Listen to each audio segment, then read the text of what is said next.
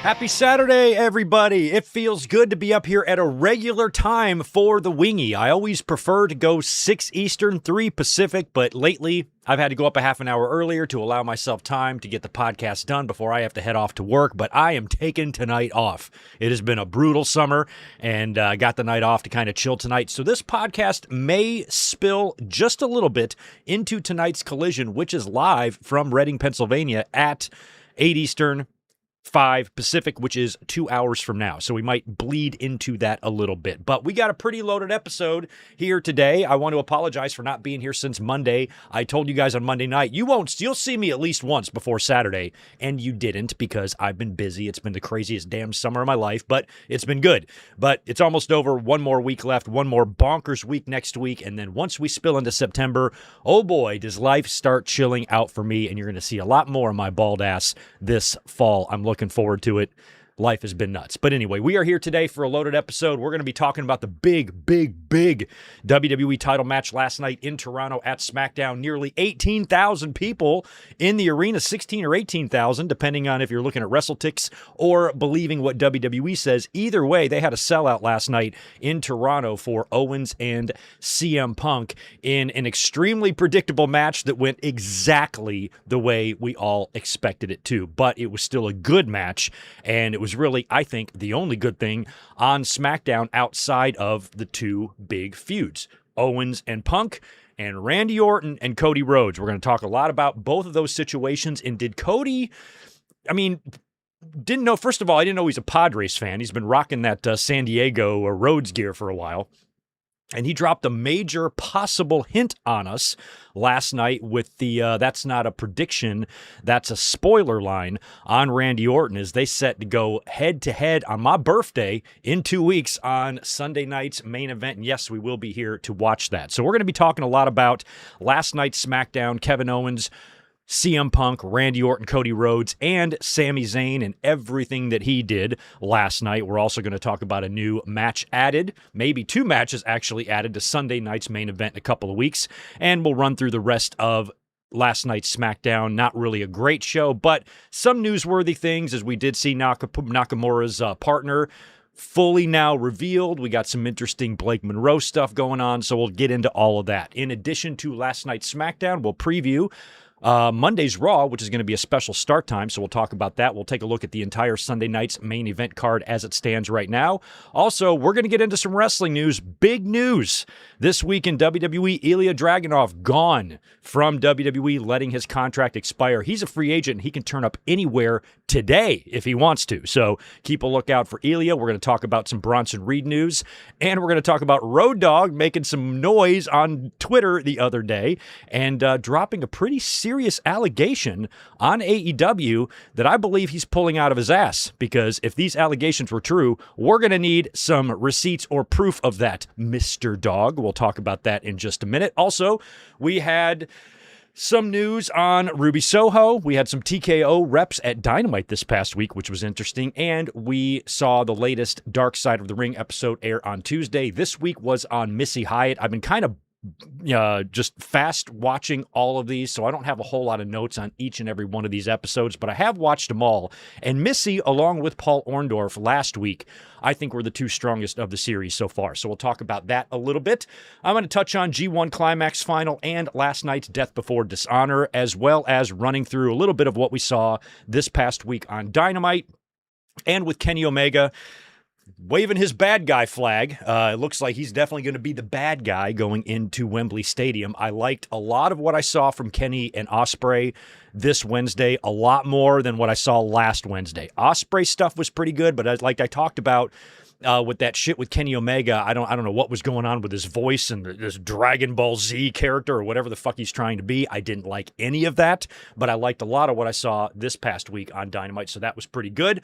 Also, we're going to take a look at the All-In card, which now has about 9 matches on it, with a potential for 1 or 2 to be added. And any other news tidbits, shit y'all want to get into today, just let us know in the chat and we will definitely touch on it. Thank you so much for being here. Happy Saturday to you.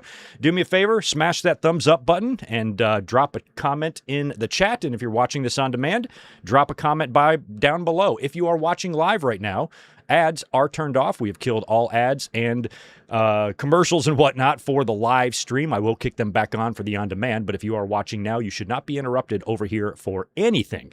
And I'm going to do some quick shout-outs in the chat real quick, and then I'll let you guys know what we're watching tomorrow. Took me a few days to decide what the hell to do, and plus I had to kind of set it up, get it ready. I'm like, oh, what should we watch tomorrow? I was asking you guys for some feedback, and I just couldn't think of anything. And then finally, at the 11th hour, threw something together for tomorrow, and I'll let you guys know about that in 1 minute. Before we do that, sound check. All right, we're looking good there. And let's say hi to everybody in the chat. Let me move this over so I can see you a little better. It's good to see Jim K. It's good to see Augusto Hernandez, excuse me. I don't know what any of that means. Handsome Steve Jacobson, that makes two of us. Good to see you. We got Kevin Mash in the house. Garrett Osborne, what's up, bro? He says, Pat Tanaka turned 63 and won tag team gold this month. Tanaka was also honored at some small little Hall of Fame. I think I saw something about that. I cannot believe he is still active at 63. He's a little guy, so, it's not that crazy. I mean, we've had some guys wrestle beyond 63, so it's not that nuts, but it's still pretty nuts. But thank you for that $2, Garrett. Good to see you as always. Same to you, Zane G. Appreciate you being here. William Cullen is in the house. So is Rodrigo. Ricky Salvador, Sports in Things Show is here. Shell Shock is in the house. Good to see David Brown, Chaz Medeiros, Big Funds HC. We got Melissa. We got Trey. We've got Zach Palgett, 4-year member anniversary. God damn it, this fall, I swear I'm going to be updating these member tiers, and you're going to be getting some member content finally now that the summer's over. And Rarely Even is chiming in with $10. Let's see what you've got to say. Oh, gosh. Sorry to hear that, bro. Just had my heart broken by my girlfriend of 18 months, and we're over. Heartbreak is a real thing, Greg. I used to think it was just a made-up thing. Any advice on dealing with a broken heart? No. All other than just know that time heals everything. A lot of us have dealt with broken hearts. I've had my heart broken before, especially when I was younger, a few times. You really do get over it over time. I know it sucks in the moment, and it sucks shortly after, but as long as you're not the possessive or obsessive type, you can move on, and everybody moves on. I know it's kind of cliche, but it's true. Plenty of fish. Don't ever, I get sad sometimes when I see, it happens more, well, I guess it happens in both sexes, but, I've seen, men get broken up with and just be so devastated, and they act like there's nobody else on the planet for them. I'm like, there's 8 billion people here. You'll find someone else. You'll meet someone else. If you're a good dude, which you appear to be rarely, you're always here hanging out with us, so you got to be somewhat cool. So you just got to not let it get the best of you, I guess, is my only advice. I think if I had one regret with previous heartbreaks, especially when I was younger, is letting it get me as down as it did. I remember feeling a little bit guilty that I let it get to me that bad. But you can't stop sadness. You can't just say, don't be sad.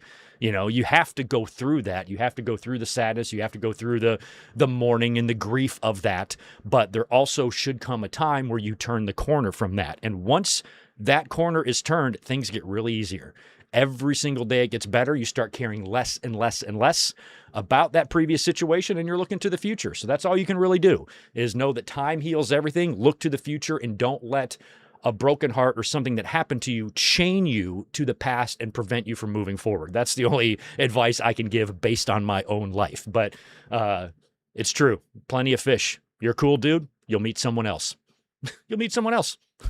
There's a Seinfeld episode where Jerry, it might be the one with Janine Garofalo, who I love. I've always had a crush on, by the way. But they're like in the coffee shop, and she's like, I got to break up with you. And he's like, oh, that's okay. And she goes, really? He goes, yeah, I'll meet someone else. Take care. And he just leaves and moseys on his way like no big deal. I'm not saying be like that, but just know you'll meet someone else. You will definitely meet someone else. Surge, good to see you, man. T85 is in the house. Denny Downbad is here as well. We've got a couple more supers that I'll answer, and then we'll jump in to SmackDown. Sean Martin, 6873. Thanks for the $5, bro. Tekla had business in Japan. AO of Selfmade said she requested time off. According to Twitter, MCMG are on tour with their band. All right, so the Motor City are on tour. And I was thinking about Tekla on Wednesday. Somebody brought her up. Was it Willow? I think Willow brought her up because she beat her. And I'm like, oh, yeah. Fucking Tekla, who I was hoping would face Mercedes at All In. And then when she lost the title at Redemption, a lot of us were saying, okay, they better not fuck over Tekla and leave her off the All In card. They better give her something to do there. And she hasn't even been on fucking TV. So it does not look like they're going to have time to squeeze a Tekla match into All In unless she just shows up there somewhere. So apparently she may have some business in Japan, and that's good because at least there is a reason, perhaps, that she's not been seen on television, because what a waste, like Jesus. I mean, I know she dropped the title and everything, but come on. I mean, she was really catching fire, and I think Tekla's amazing, and I think that's one of the bigger problems with AEW is they tend to kind of kill their own stars' momentum sometimes, and in this situation, hopefully at least there's a reason for it, and Tekla wasn't legitimately just sitting backstage every week wondering if she's going to be used, and she wasn't. So if she's got business in Japan, that actually gives me some comfort. Okay, that's good, maybe. But it's a bummer that she may not have a presence at All In. I'm not banking on that. I still think she could turn up somewhere, run in somewhere, show up, interfere, whatever. But no match as of right now for the great Tekla. Garrett, appreciate the 2 with Ilya gone. Who should be Cody's horseman? I have been talking about Cody potentially forming a 4 horsemen in WWE for months. And I said, if you do that, I don't even want to hear about it unless Ilya Dragunov is one of the 4 horsemen. I don't care who the other ones are, as long as he is one of them. Well, he can't be one of them now. So he gone. So I don't know, but we are going to talk about potential Cody Horseman here in a little bit. Michael Kumo, good to see you as well. Let's see. And we've got Chris Ludak. What up, bro? Appreciate that 10. I hope you're right, Greg. My girlfriend and I are done, and I've been in denial about caring for a bit, but it all hit me earlier this week, and I realized how broken and lonely I am. I'm definitely going through it. We're all here for you, bro. That is unfortunately part of life. I mean, we've talked about this with like pets dying and stuff. I'm like, if there's one thing that I think we can all relate to, it's stuff like that. But, I think I learned this with one specific relationship, probably when I was like 22, and I really let it get me.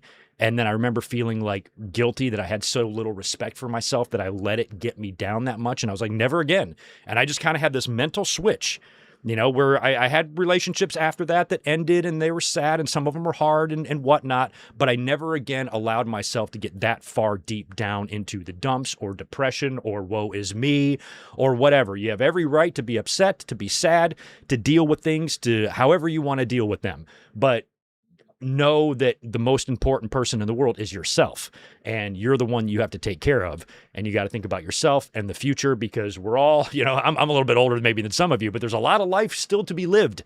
So you don't want to sacrifice it all, to being upset or being, hung up on some other person when there's a whole lot of other people out there. Chris, I've hung out with you. We've been to wrestling shows. We've toasted some brews together. You're a cool dude. Anybody who meets you, is going to like you. And there's just people out there. That's what you just got to know about yourself. You got to feel confident about yourself. I'm a closer. Just give me some quality time with a girl and I can get it done. So can you, so can anybody. So we're all cool people. This is the coolest chat on YouTube. I swear to Jesus. So, my advice is just don't let it get you down. But I know it's really easy to say that. I know some people don't want to hear that. They just told me not to be sad. I have to be sad. I'm sad. Feel however you want. Just don't let it consume you. That's the biggest advice I can give, because you don't want to throw your life away for that. You're too important. Rarely appreciate that 5. I used to think that a broken heart was just something made up on TV and movies, and it was highly exaggerated until it happened to me. Oh no, broken hearts are a real thing. We've all gone through them. But anyway, speaking of broken hearts, Kevin Owens had a broken heart last night. I think we need to jump into some SmackDown results. But right before we do that, let me tell you what we're going to watch tomorrow for our Sunday watch along. I put up a post on YouTube. Help me out. Give me some suggestions. I got a lot of match suggestions. I got a couple of TNA shows, and we'll watch TNA again. I'm sorry. I just don't like TNA. I've tried. None of their shit interests me at all. So, like, I know Lockdown is coming up next week, or tomorrow, excuse me. So we could watch a Lockdown or something, but I just don't give a shit. I don't like TNA. They are just, we've tried to watch a few of their shows. They just don't do it for me. They just don't do it for me. So I decided that we would maybe try to go back to doing the Raw and Nitro thing, but because the library for both are so limited on WCW's Vault channel where they have a bunch of Nitros and on Netflix where they have a bunch of Raws, it's hard to find two shows available in the same week. So I started looking at summertime through the 90s, and I came up with this one, July 3rd, 2000. Raw and Nitro.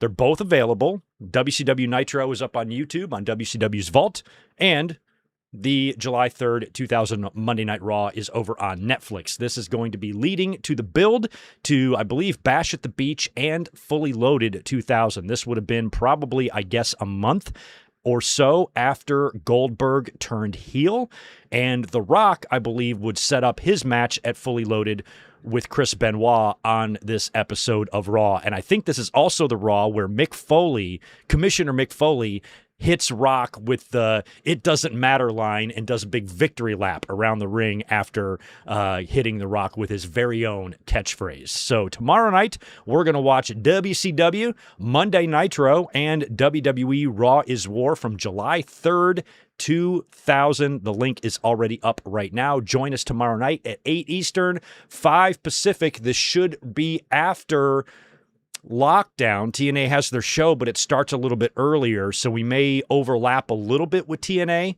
but we still want to do a watch-along. We still got to do a classic watch-along tomorrow, right? We have to. So anyway, that is going to be the plan for tomorrow evening. Make sure you join us. All right, we are 23 minutes into this episode, and we have not started talking about anything yet. Jesus, man. So let's get into that. Let's start with what we see right here on the screen. Last night's SmackDown. Like I said, in Toronto, 16,000 people on hand, according to WrestleTix. WWE inflated that just a bit. It doesn't matter how many people were there. It was sold out. It was packed to see CM Punk and Kevin Owens, but that was the main event. That did not open the show. What opened the show was a big confrontation between Cody Rhodes and Randy Orton. I'm loving Cody Rhodes' San Diego Padres. I'm guessing that's what that is. It's got the same font as Padres, and it's brown and yellow. Looks like San Diego Padres gear to me. I've been liking Cody Rhodes rocking that lately. So he is out in the ring screaming for Randy Orton, who's in the middle of a little confrontation backstage with Sami Zayn and Nick Aldis. So Cody starts screaming for Orton. Aldis is like, oh shit, let me get in front of this. And he runs out there. Orton comes out to the aisleway.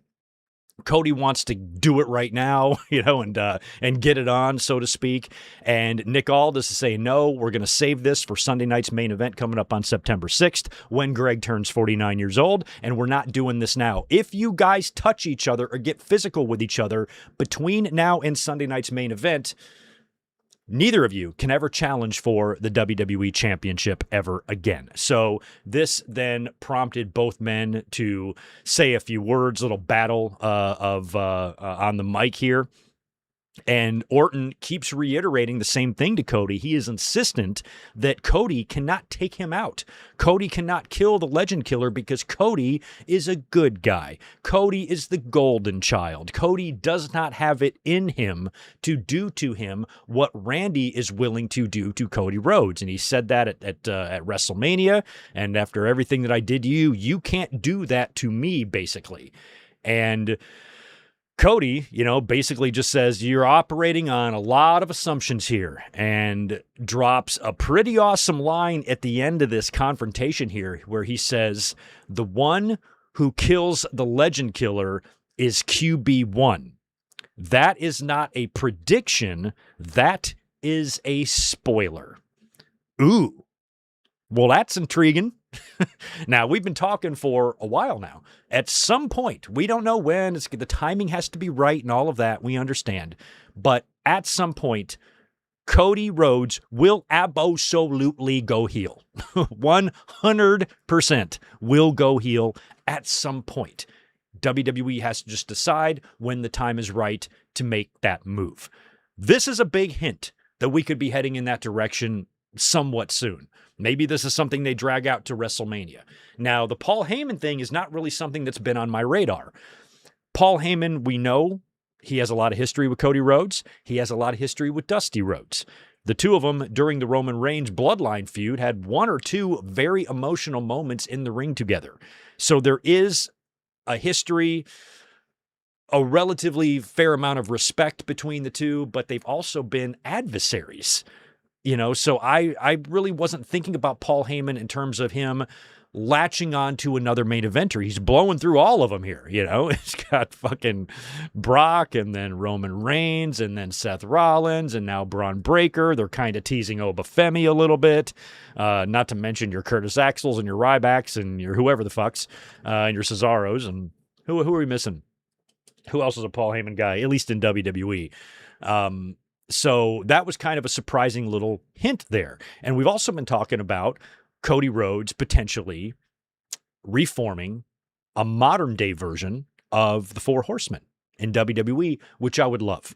I know Rhodes was never a horseman. That was more a Flair thing, but I think Cody, with his connection to Dusty, to Flair, to the NWA, to WCW, I think would be a great new leader for a Four Horsemen faction. And like I said, months ago, I think Ilja Dragunov needs to be the Benoit of that group, but Dragunov ain't going to be there no more. So Cody potentially forming a Four Horsemen gimmick with Heyman playing the role of JJ. I ain't against it. I definitely am not against it. And if Cody then starts surrounding himself with backup and a wise man, essentially doing the same thing that Roman was doing with the bloodline that was shielding him and his championship, preventing Cody to get to it. Now Cody finds himself in that role of being a heel, of having all this extra help, having the advantage of Paul Heyman pulling strings behind the scenes and doing all the things he was doing for Roman Reigns.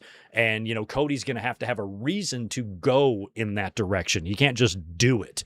There's got to be something that takes him there, and maybe this feud with Randy Orton is something that brings out that real killer instinct, because it's not like Cody doesn't have a killer instinct. Cody will take advantage of situations, and he's not like all just white meat, kiss the baby's baby face. He will do what he has to do sometimes in order to win, but Randy still thinks that Cody is more like John Cena than he is like Randy Orton, and I think Cody is going to be out to prove Randy wrong. So they've got a big match on September 6th. This is just a grudge match. There's no number one contendership on the line here, at least I don't think.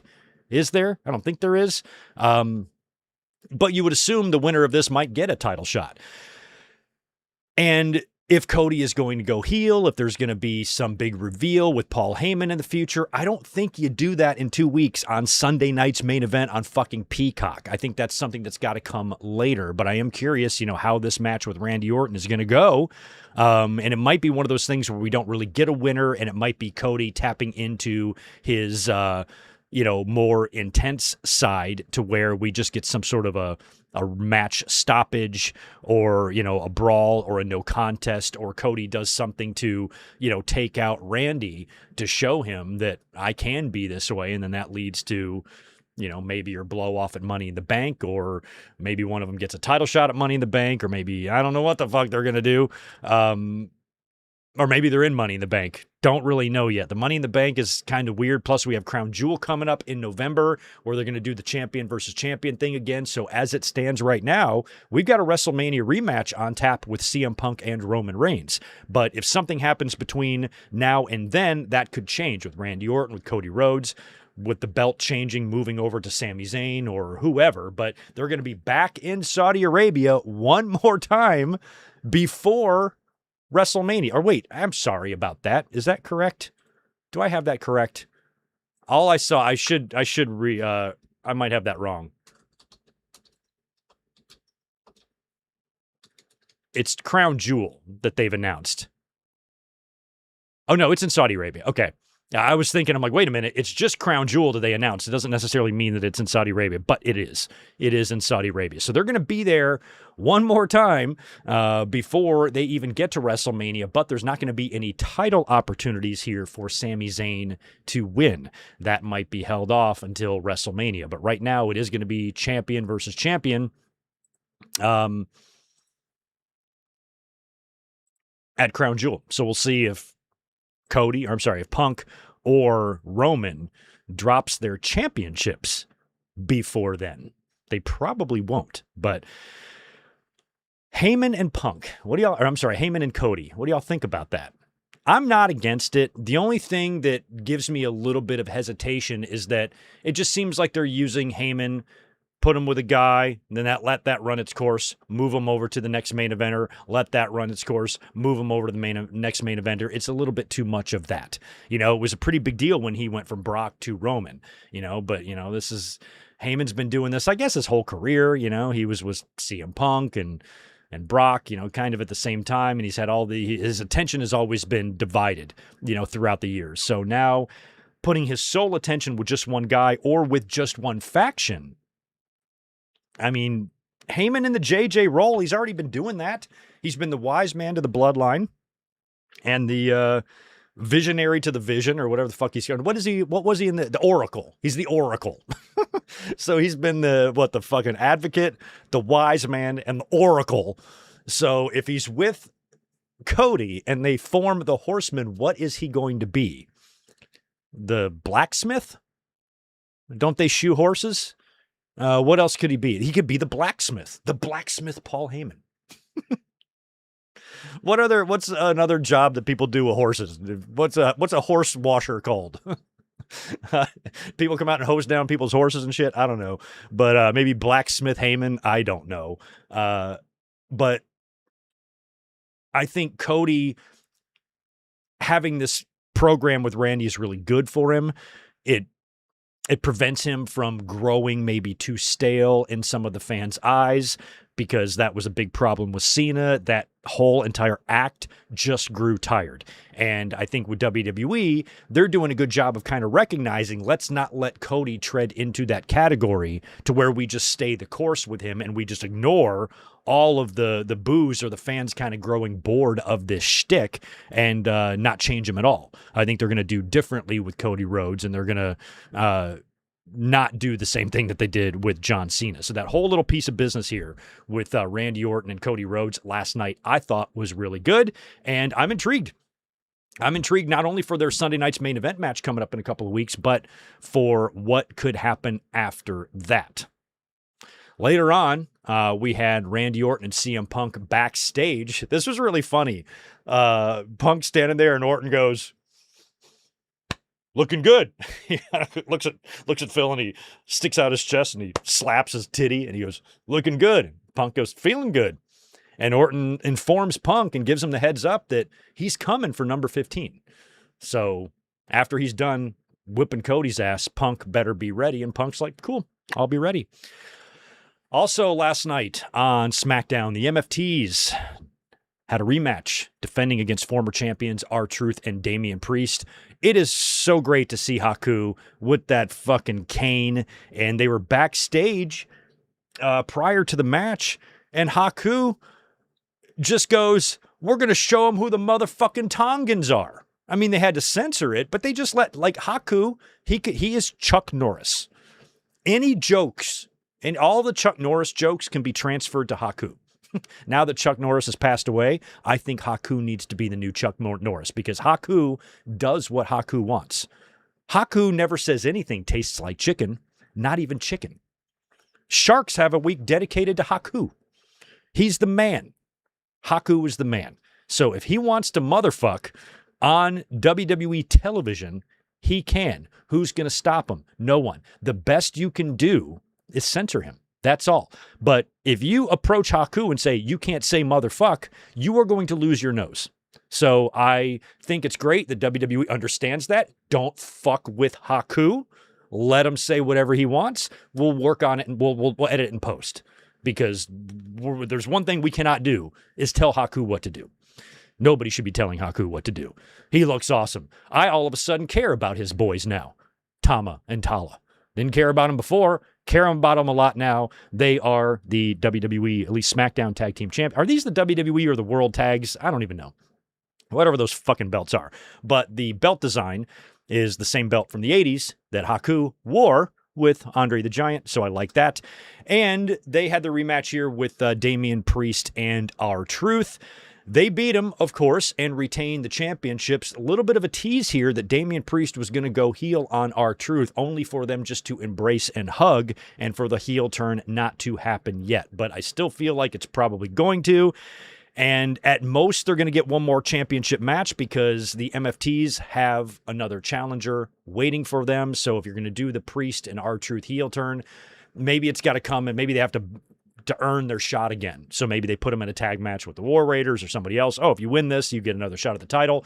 They lose, and that's where you do the heel turn. But it feels like they're teasing that pretty hard, but have not done it yet. And like I said last week, after they lost the titles, I believe that this is a very excellent chance that was the final championship R-Truth will ever hold in the company. There's a very, very real possibility of that. And if that is the case, I just wanted to show R-Truth some love. But you never know. You never know what they could do here, what they could throw at you. But with Nakamura and Takahashi on their way, I don't know really where that leaves the tag team championship aspirations of an R-Truth and Damian Priest. It feels like that team needs to run its course, and I am starting to wonder about the future of R-Truth in WWE and how much time he really has left in the company.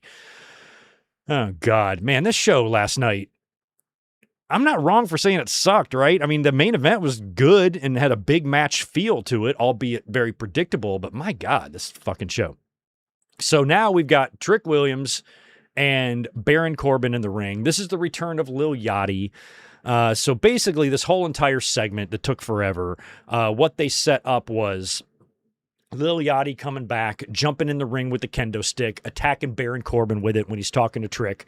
Corbin leaves the ring because he was already in there denying Trick Williams a shot at the U.S. title. So then Yachty wears him out with the kendo stick. Corbin jumps out, and he challenges Lil Yachty to a 5-minute challenge at Sunday night's main event. He wants Lil Yachty in the ring with him. So Lil Yachty is going to wrestle now on Sunday night's main event, and if he can last 5 minutes with Baron Corbin, then Baron Corbin will grant Trick Williams a shot at the furry United States title that he said is going to get a haircut. But I think if he was going to give it a haircut, he would have already given it a haircut. The very fact that he's carrying around that furry fucking thing, to me, tells me that Trick is winning it back. So what's going to happen on Sunday night's main event is Lil Yachty is going to survive the 5 minutes, and then Trick Williams is going to win the belt back. They're on the poster. I thought Trick was from Atlanta. I guess, is it just Lil Yachty's from Atlanta? But anyway, that's where Sunday night's main event is going to be, is in Atlanta. And both Trick and Yachty are featured on the promotional material for that show. So he's going to win. It's just the fucking most predictable thing ever. We just have to sit through this shit as a formality. Lil Yachty's got to run around the ring and avoid Baron Corbin for 5 minutes. Then Trick Williams gets his title shot, hits him with a trick shot, pins him, and wins the belt back. And then what do you do with Baron Corbin after that? What happens to him? Because he ain't holding that belt any further than 2 weeks from now. So anyway, that happened. After that, we had a real bad match between Lash Legend and Tiffany Stratton. This was one big steaming pile of shit. Before the match, we had Paige running into Chelsea and Tiffany backstage, and they had a little confrontation with Fatal Influence. And Paige told JC that she wants a shot at the U.S. title. So I have a feeling they could add this match to Sunday night's main event, JC Jane versus Paige. And whenever that match gets made, maybe it's next week on SmackDown, maybe it's Sunday night's main event, whenever the fuck it is, Nikki Bella is just going to interfere and cost Paige the match. That's what they're going to do. That's 100% what they're going to do. I'm sorry, it's 1 trillion% what they're going to do. So whenever that match happens, expect Nikki Bella to come down and fuck Paige over. That led us in the ring to Lash Legend and Tiffany. Pretty much clean win here for Lash in a match that wasn't good. Nia Jax jumped in the ring, and her and Lash started putting the boots to Tiffy.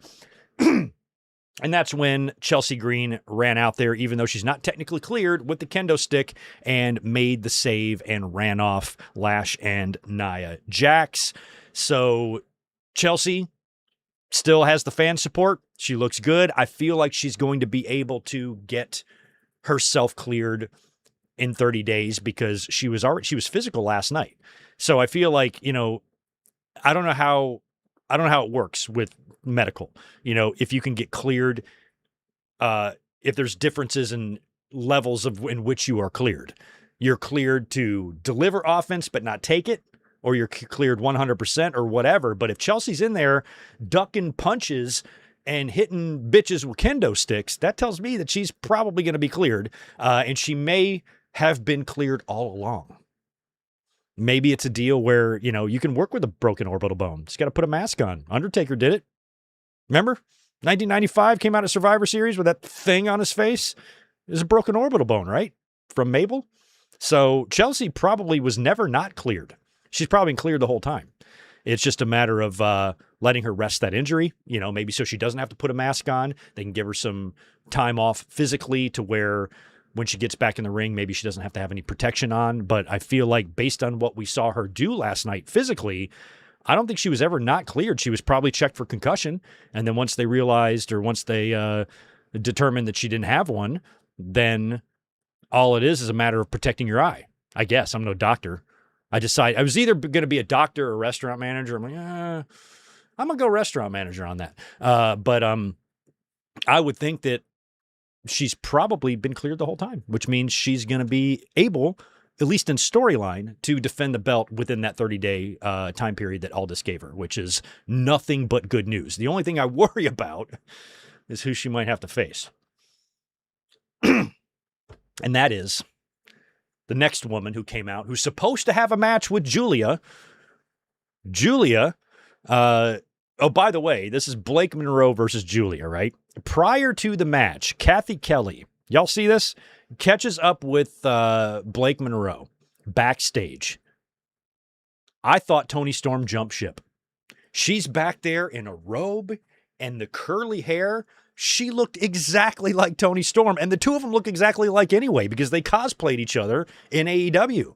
When Toni came out there dressed like Mariah May and did the thing, she looked exactly like her. So the two look alike. I cannot wait until the day comes. And yes, I believe there will be a day when it comes when the two will reunite on screen in some way, whether it be a team or a rivalry or a big, fat, juicy hug in the ring.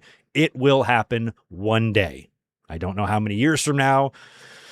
Don't know when. I don't even know in which company. All I know is it's got to happen one day. So she was back there looking a lot like Toni Storm, which is freaky. Then you go out to the ring for the match. Julia is making her entrance.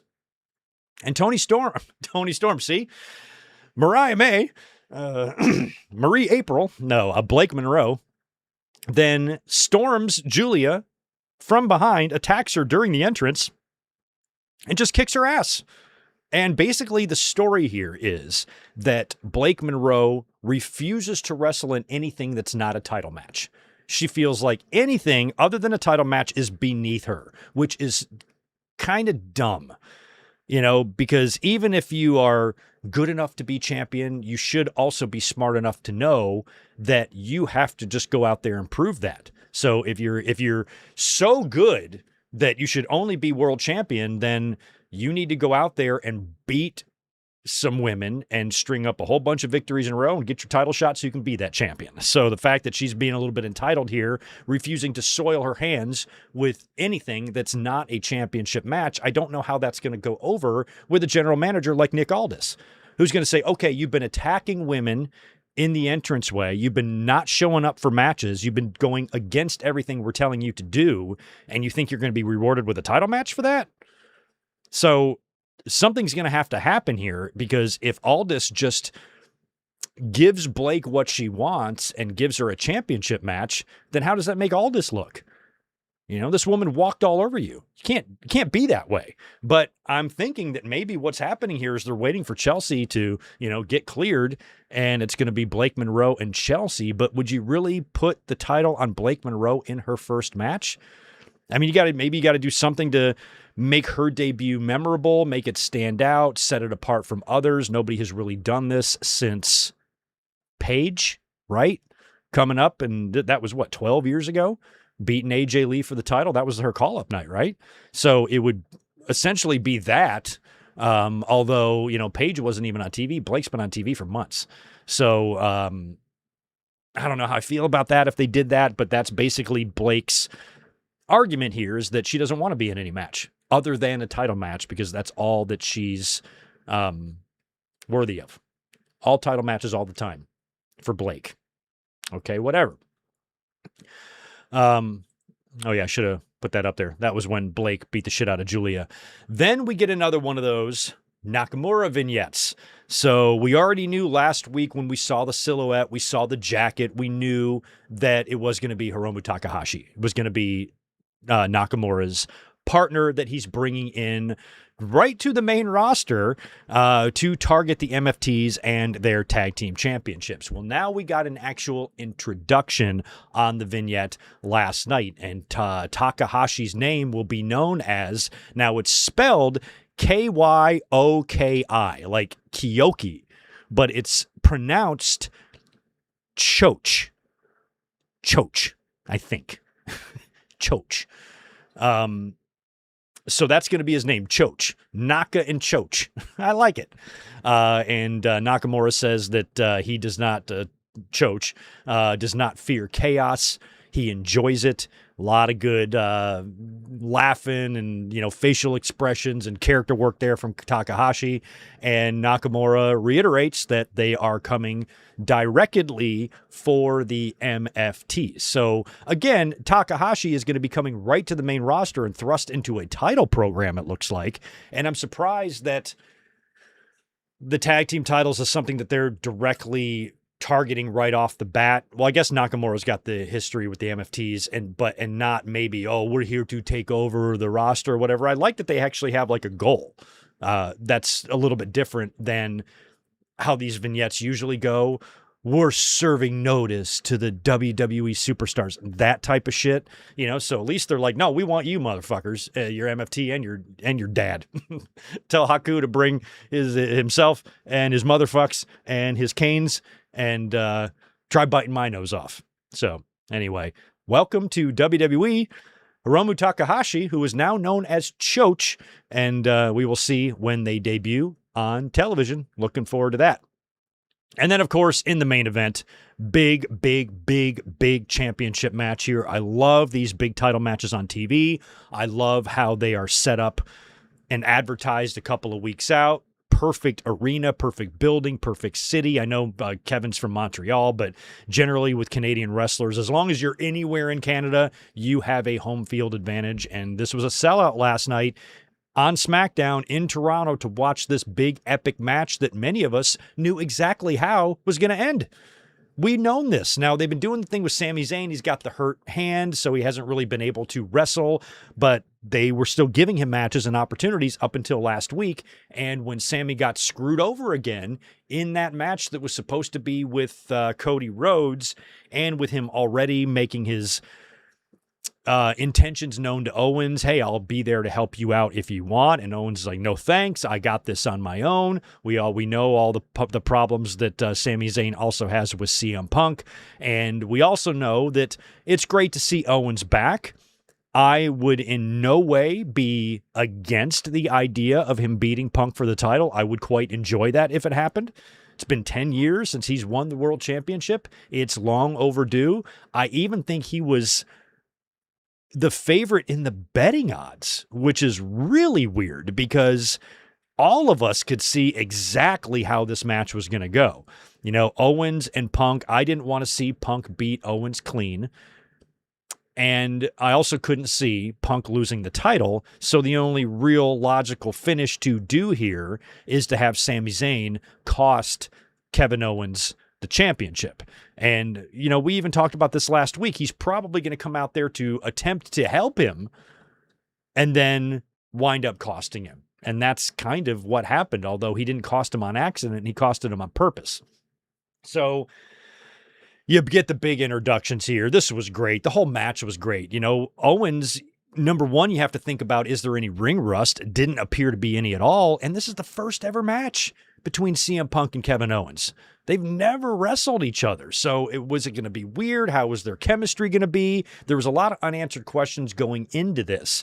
And, they did a good job of, talking about their history, even kind of bringing up Ring of Honor a little bit heading into this. So this whole thing felt really good. It felt really big, but I really wasn't expecting any sort of like crazy title change. It would be nice if Triple H wasn't a massive, big, floppity, sloppity pussy, and he would actually do something to live in the moment and shake things up when you're heading into the fall, which is generally a slower interest time in your product as it is. And doing something like that might jar everybody out of their fucking coma and wake them up. Oh shit, wasn't expecting that type of thing, but at the same time, if you've got a plan for Punk, you can't just derail his title win here unless you did a hot potato deal, which again would also be fine. I'd be perfectly fine with Owens beating Punk and then Owen beating him back in a month or two, whatever. But I would also like to see Owens one day. I think he's like 0 for 15 now in his championship matches since 2016. But if it's not too late for him and that ship has not sailed, and he is going to have world championship gold again in his future at some point, I would like to see it be a normal standard run where he has some time and he doesn't have to fucking run into Goldberg again.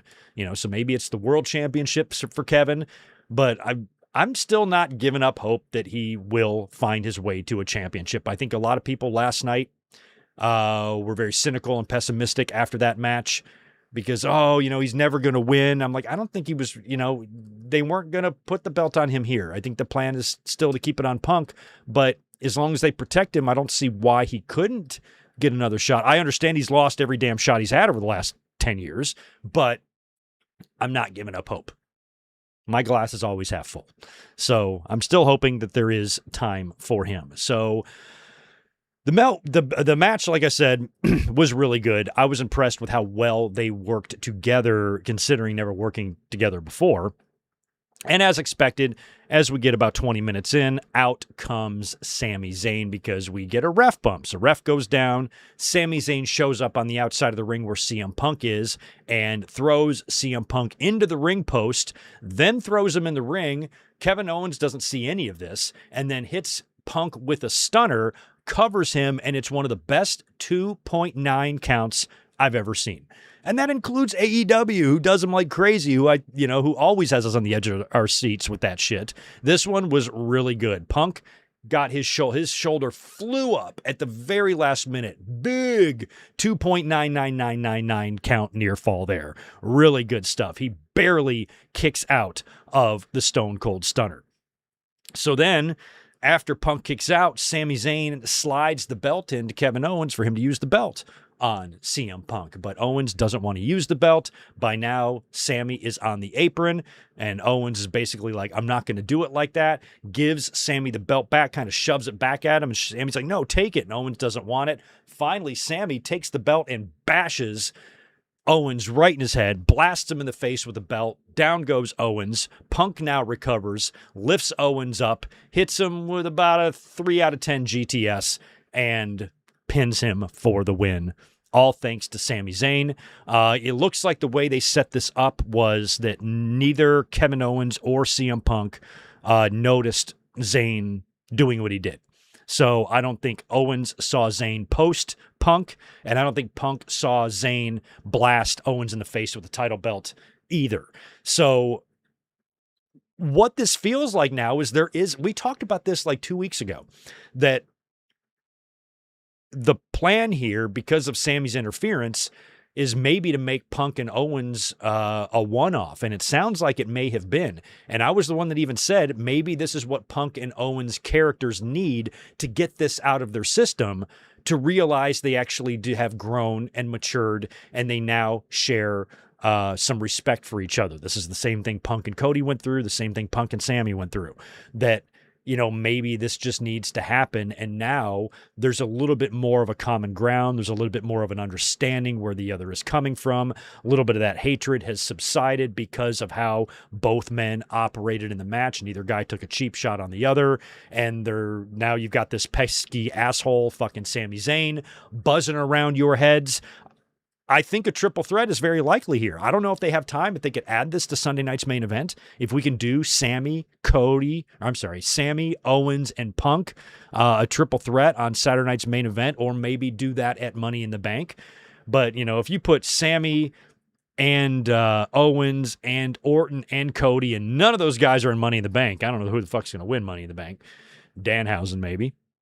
But I think maybe a triple threat could be next between these guys, and that ultimately what will wind up coming of this is that Punk and Owens, while they're still going to have their issues and they're still going to be highly competitive, I think that hatred is going to subside, and there may even be a crazy situation where they team up and tag team up on television. I must have had my fan on a timer. It just shut off. I'm going to go turn it back on because it's hot here.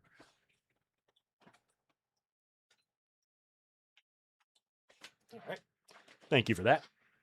So I definitely think that Owens and Sami Zayn could easily team up. Owens and Punk could easily team up in the future in a tag team match, probably with Sami Zayn as one of the guys on the other side. But sounds like, at least for now, this was a one-off between Punk and Owens, barring a triple threat here that they might book for Saturday night's main event, or they might book for TV. We will have to see.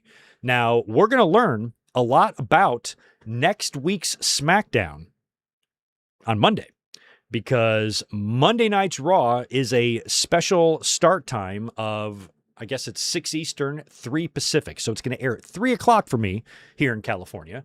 Will we be up here for a review on Monday? I don't know. I got to think about it. Probably. Yeah, probably. Shit, maybe we do it later in the evening and we wait for the SmackDown spoilers. I don't want to discuss spoilers, but I want to know what happens. That way, I might be able to talk about some things more intelligently. I don't know.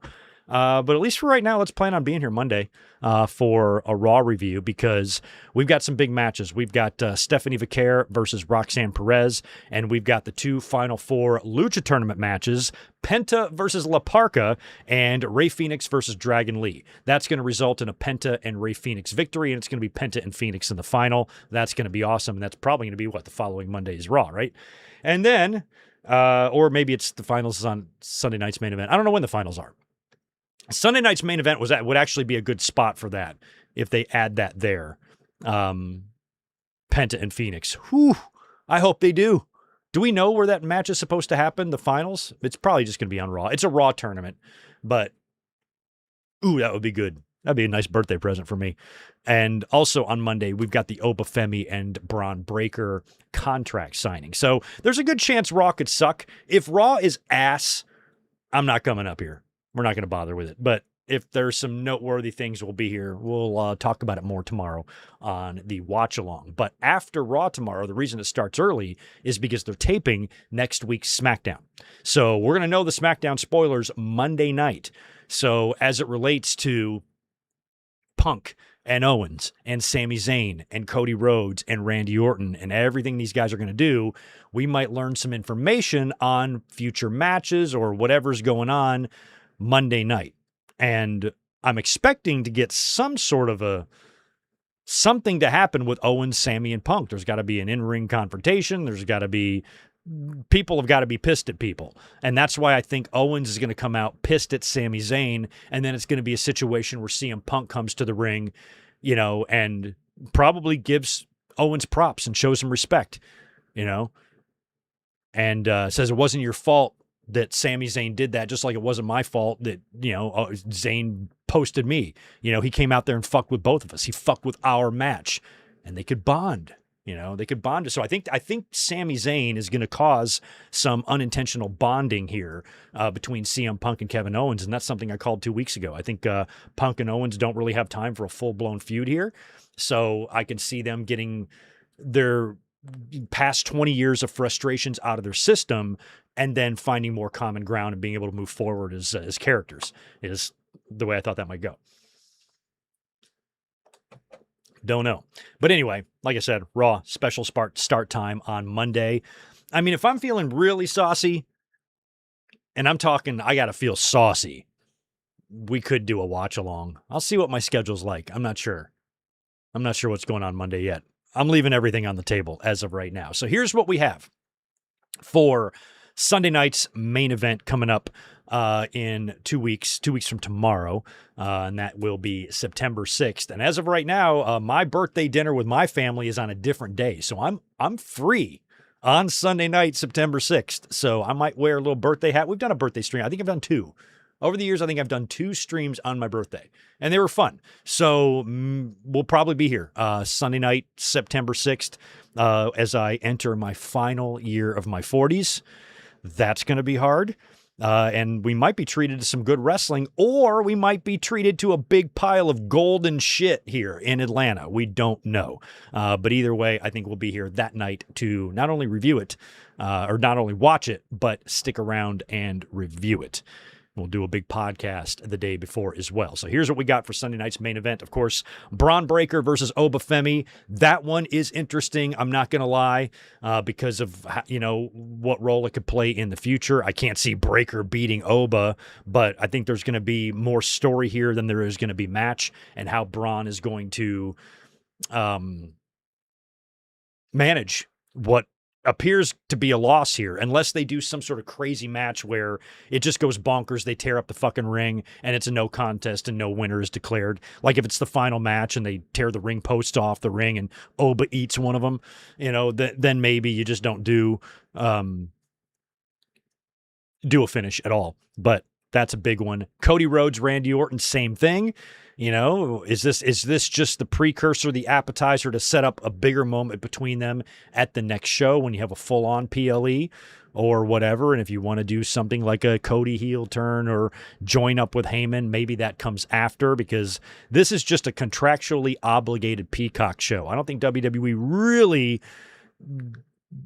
works too hard to overthink these things on Saturday nights, or in this case, Sunday night's main event. That's why I don't think we're going to see anything too earth-shattering here, but we probably are going to see a lot of setup for what's to come later. And then, of course, on SmackDown last night, we also had the 5-minute challenge, Lil Yachty and Baron Corbin. If Yachty survives the 5 minutes, Tricky William gets his U.S. title rematch against Baron Corbin, which he will get, and he will win, and the furry title will not get a haircut, because if Baron Corbin was going to cut the hair of the belt, he would have done it. The fact that he hasn't done it and he's still walking around with that goddamn bathroom rug makes me think that Trick is just going to win it back. And that's what's going to happen at Sunday night's main event. I suppose they could also add Paige versus JC Jane and have Nikki Bella interfere there and cost Paige the title, because that's what's going to happen there. You could do Owens, Punk, Zayn, put a title match on here. Roman's not going to defend the title. We fucking know that. So maybe this is where you do the triple threat. And then I don't know what you do. If you do a triple threat, I don't even know. I mean, Punk's going to have to retain there. And then I don't know, maybe that just leads Kevin Owens and Sami Zayn down yet another path of their, 19th feud in 8 years. I don't know yet. We'll unpack that more as we do predictions. I'm going to do predictions for All In. We'll do that this week. I probably won't wait till next week's pod. We'll do it midweek, just to come up and give some fucking content to the channel during the week when I've been working so hard. I'll figure all that out soon. Also, we'll talk about All In later. We're not on AEW yet. We're not even on the AEW stuff. We got lots of AEW stuff to get into, including All In, and including the fucking horrific start time for me. I would love to do a watch along for All In, but I would have to go live at 8:30 in the morning. That would be a sight. I'd have a droopy face. I'd be constipated, one bloodshot eye. I wouldn't be able to speak. I probably wouldn't even know what day it is. So no watch along for All In. We're going to come up later in the afternoon and do a big ass review. I mean, I suppose we could rewatch it. Could do a watch along later in the day of it. No, because I'm already going to watch. I'm not going to watch it twice in a row. Anyway, we'll figure out something fun for All In Day. Maybe after the review, we can still do a watch along of something. Maybe something AEW related. Is there AEW content available to everyone that everybody can access? I guess YouTube would be the best place. If there's any full events of AEW on YouTube that are available that maybe we could watch for fun, maybe we'll do that night. I don't know. We'll think about it. We'll talk about it. We got to get into some wrestling news. The biggest story of the week was easily this one. Ilja Dragunov is gone, and I mean gone, from WWE. Not released, not going to leave when his contract is up. He's gone now. His contract is up. PW Insider broke the news. I guess it was yesterday. Or no, the day before. I don't remember when now. 2 days ago. That Dragunov let his contract, or opted not to re-sign with the company and let his contract expire. And now he is officially, according to the reports, a free agent today. He wants to turn up on Collision tonight. He can. I don't think he will, but he can. So Dragunov is gone from the company. Insane. A lot of stories. PW Insider had a write-up on this. Fightful Select had a write-up on this.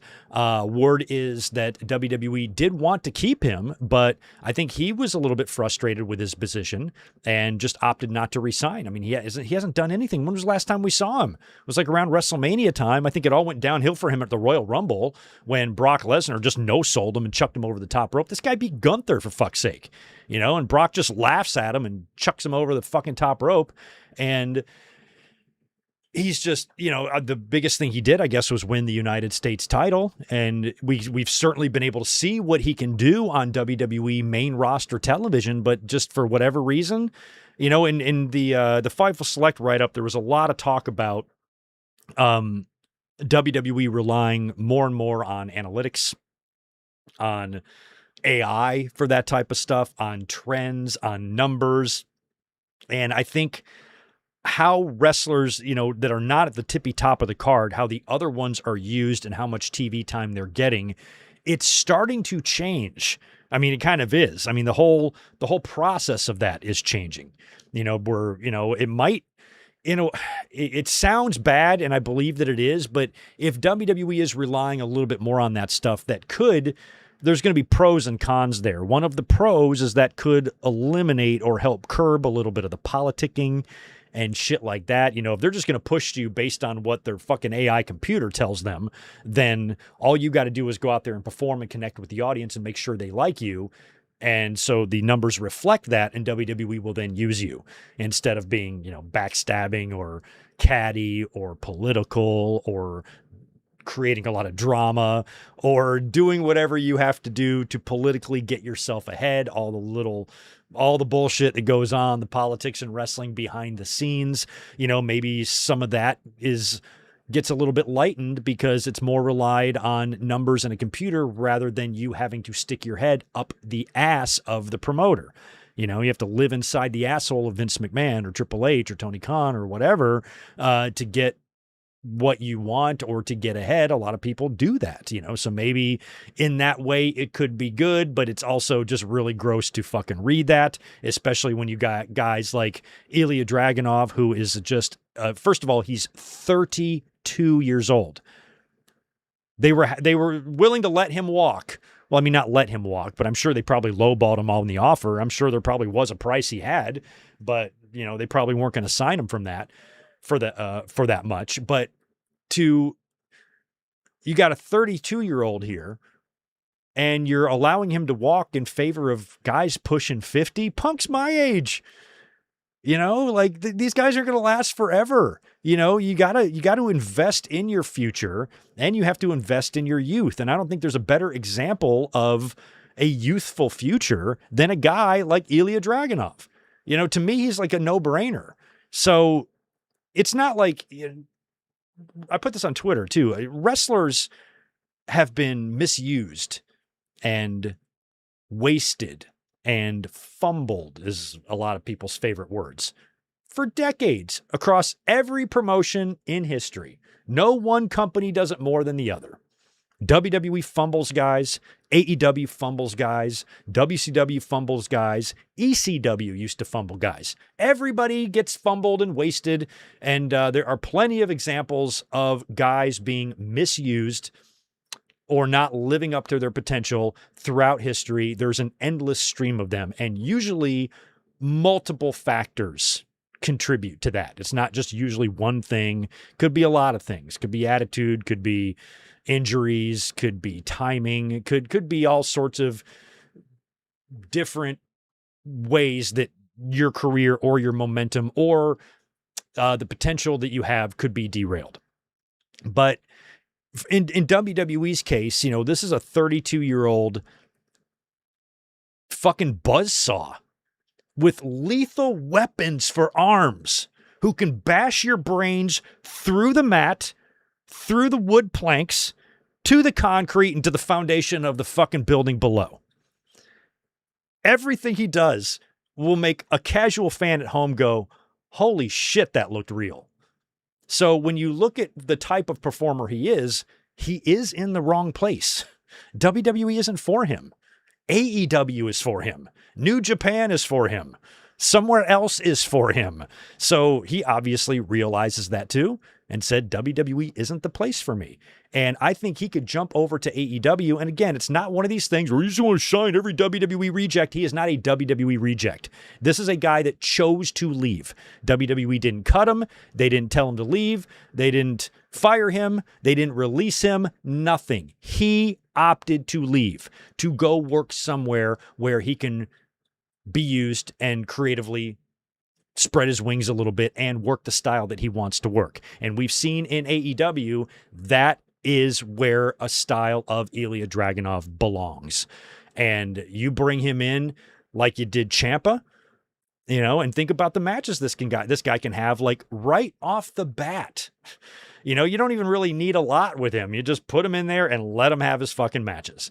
And so from that standpoint, this is good for wrestling fans because now we're going to get to see a lot more of him, you know? And so most people in the industry, nobody's really outwardly heard that he's coming to AEW, but I think 20 years or 30 years ago, when somebody of a star leaves WWE, the first place you think he's going to go is WCW, and vice versa, because that's the way it goes when there is a big two. So Dragunov is a no-brainer of a hire, and not everybody that leaves WWE should be signed by AEW. But if Ilja Dragunov, Bayley, and the New Day are available, you fucking sign them. You'd have to be an idiot not to. So I hope he comes to AEW. That would be fun. It's a shame it didn't work out in WWE because I wanted them to get to Gunther and Dragunov again. Revisit that. But it's like they don't give a shit. You know, it's like anything that takes place outside, you know, sometimes great things happen under WWE's own umbrella that they refuse to acknowledge. Look at the way Dominic is being booked right now compared to what he's doing in Mexico. You know, think about El Grande and Gable, you know, the differences in Mexico and the main roster. You know, the Gunther and Dragunov stuff, you know, has barely even been really touched on. And you could have gotten to a point, especially with both guys on the same fucking roster now, that you could have gotten back to that. And think about how inept and downright useless you have to be to not be able to get that done and not be able to see there might be some money in there. And on top of that, look at what Gunther is doing right now. Nothing. They don't have anything for him. But they can't not have him on TV because he's a top star. He's been retiring people. But lately, he hasn't been doing a lot. He doesn't have a direct feud right now with anyone. And he's just kind of doing shit. He popped up last week with Chelsea. He was in a backstage segment last night with whoever the fuck. And he's just not, here you go. You could just done this. You could have set these guys on a collision course and started that process months ago, back at WrestleMania or something, and had them, ready, just really cooking at this point. And instead, Dragunov got so fucking bored with you guys not giving a shit about him. He's like, I'm not re-signing with you. Goodbye. So he's going to go off to bigger and better things. That's good. This is not a sad thing at all, because it was his decision to leave. He chose not to re-sign with one company, go somewhere else, because he can probably have more fun there. And I think that's good. So again, you chuck him in New Japan, he'll be terrific, but I'm selfish. I watch a lot more WWE and AEW than I do New Japan. So I'd rather have him here in the States working for one of them North American promotions. So I hope if he can't be in WWE, I'd like him to be in AEW and vice versa. So, because that's where I'm going to be able to see, guys that I like and girls that I like work. So I'm hoping he goes there, and I think he will. It's just that place is too perfect for him. It's too perfect, and he will stand out. The one thing about, wrestling now, modern wrestling, especially in AEW, and a lot of the type of style that they work and the type of athletes they have there, you got dozens of guys having different variations of the same match every night. And you have to stand out a little bit more than just being able to, like, for example, Death Before Dishonor last night. I watched the Bandito and Nick Wayne match. Like, I can't even believe that wrestlers are this athletic now. Like, Nick Wayne is doing shit at age 21 that I didn't think was physically possible in the known universe, but there's a lot of guys doing that, and so a guy like Dragunov, to me, is just different. Like, he's got those Popeye arms, those lethal weapons for arms, and he is just tough as fucking just nails. And I think he is a guy that will stand out as kind of just like indestructible, and I'm here for it. I'm a little bit worried about what his body might go through in the next 5 years if he's going to go to AEW and be used regularly and not sitting there catering. It's not like Tony Khan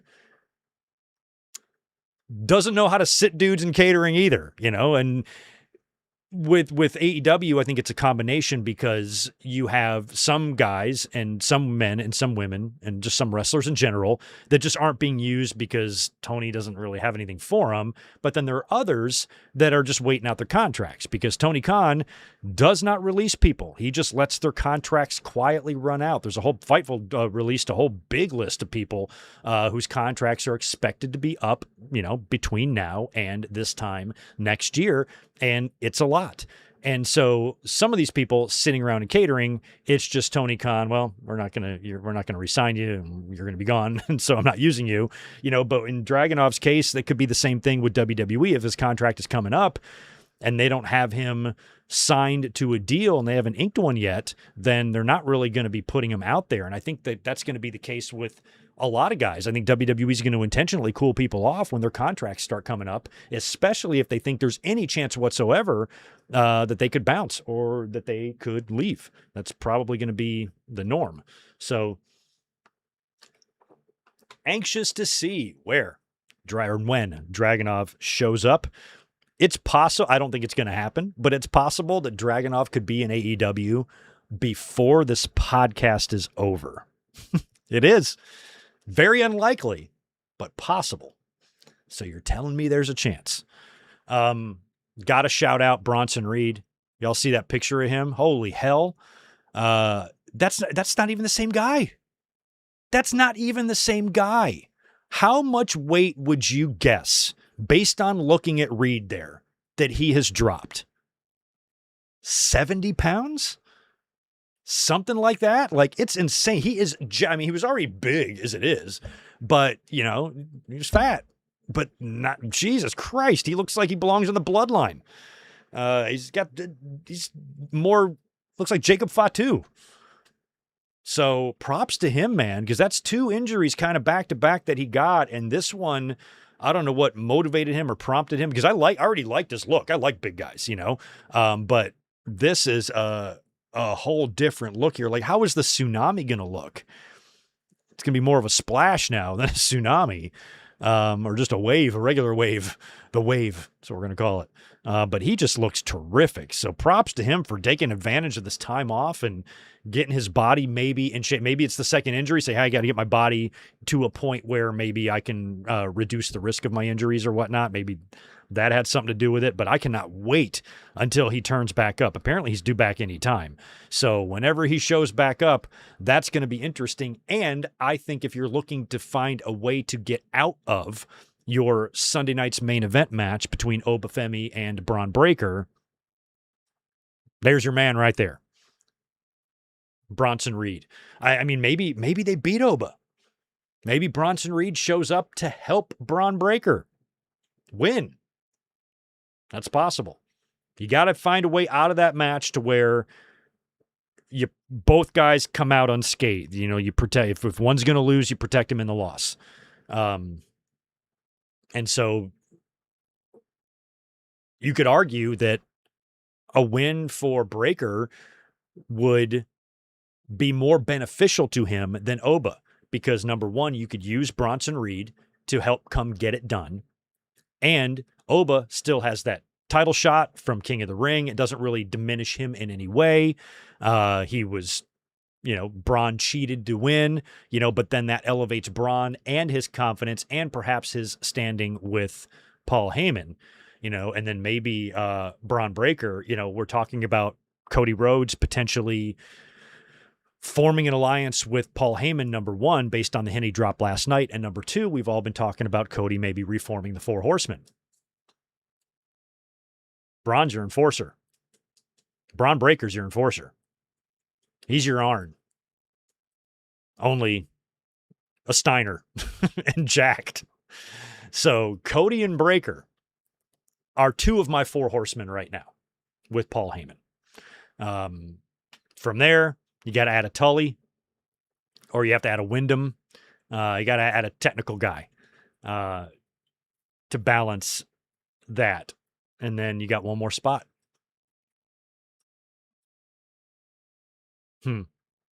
Interesting. Anyway, I think Bronson Reed could definitely kibosh that Bron Breakker and Obafemi match at Sunday night's main event.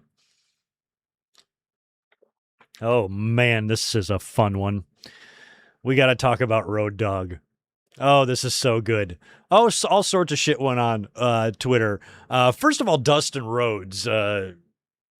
I can't even talk about him. His situation was weird where he showed love to some woman, some Islamophobe, armed up, fucking biscuit-eating bitch from Texas or something like that, and he got all sorts of shit. And then he claimed he didn't see the caption. He didn't read it. And somebody pointed out something pretty interesting. If you know what I'm talking about, you might get this too. One guy was like, he was horny tweeting. That's it. He probably didn't read the caption. He saw a woman with tits and liked it. Jim Ross is like that. Jim Ross, Scott Hall. We've seen a lot of guys, a lot of old men be dirty old men on Twitter over the years. And I think a lot of them scroll through looking for titties. I think they do because they're old and old. So it might have just been that. I'll give Dustin a pass. But the funniest one was Road Dogg. So Road Dogg hurled some pretty serious accusations at All Elite Wrestling as to why he doesn't work there. This all started when he tagged Tony Khan and AEW in a tweet about their tag team titles. This is the tweet that dug the hole for Road Dogg. And I've said this before. I've always liked Road Dogg, but I said this like 10 years ago. Road Dogg's dumb. Like, I don't even mean that in like a bad way, really. Like, he's just dumb. He's just a dumb country boy. He's dumb. And so he doesn't know when to shut up and doesn't know when just to shut the fuck up, basically. So here's what started all of this. And it had nothing to do with political anything or AEW. It had to do with tag team championships. And I quote, this is from Road Dogg. Tag titles are beneath them. He's talking about the Guns, by the way. His former tag team partner, Billy Gunn's sons. Think he's being a little biased here? He says this, tag team titles are beneath them at this point, as is every other team. And I mean every team at AEW, at Tony Khan. I heard you didn't sleep. You're sleeping on these boys. So basically all he's doing here is showing support for the Ass Boys, who I also love. And I just learned one of them's dating Mariah May. I mean, Blake Monroe, whatever. Really? That's a shame. Anyway, good for him. I love the Ass Boys, and they have a great look. They're full of charisma. The Bang Bang Gang is my favorite faction in all of wrestling right now. I'm all about supporting the Ass Boys, okay? But he goes so overboard with it that the tag titles are beneath them, and every other team in the world is beneath them. Okay, you're just supporting your boys. No big deal. But don't tell the promoter that he's sleeping on them. No, they're family to you. So you're just pushing for them. You're the fucking annoying dad in the bleachers of the Little League game. Put my son in. You're that. That's all. Well, Dave, Uncle Dave, can't sit back and let Road Dogg say something that stupid. So Meltzer replies to Road Dogg and says this: I will say this. For all the people who championed him coming to AEW, saying the tag titles are beneath Austin and Colton Gunn shows a lack of understanding of AEW tag team titles. They weren't beneath Omega and Page, nor Christian and Copeland, or FTR, or the Young Bucks. Saying tag titles are beneath anyone is a fed brain issue. Ospreay has the trios titles in New Japan. Mystico has a tag title in AEW. Don't even get me started on history like Funks or Stevens and Patterson. Dave's willing to go all the way back to the 70s if he has to show Road Dogg how stupid he's being, right? So there's a little back and forth there about the absurdity of Road Dogg's comments, and I was mostly in agreement with Dave there on that. And then that led to this statement from Road Dogg where he said, quote, actually, this is such a great sentence. Actually, I was turned away because of my political core beliefs that happened in America. Happened in America. It's my core beliefs, man. Happened right here in America. I didn't donate to or vote for Trump, but his old man did. Why was I punished? Okay, first of all, we have to mention the Trump donation because it's misunderstood. Shad Khan donated $1 million to Trump's inaugural committee after he won the election. After the election was already over and he won, Khan donated to the inaugural committee. He has not donated since, and since then he's been very outspoken against Donald Trump. So that fact has to be put out there. There's a lot of people that like to think that the Khans are MAGA. From what we can understand, they're not. Right now, there's only one MAGA company, and we know which one that is. So there's a lot in this tweet here, because also, were you guys not hit with the big bombshell that I was just then? Road Dogg says that he did not vote for Trump. I mean, we shouldn't care really who anybody votes for, but we're in a really weird time right now. But Road Dogg saying that you didn't vote for Trump?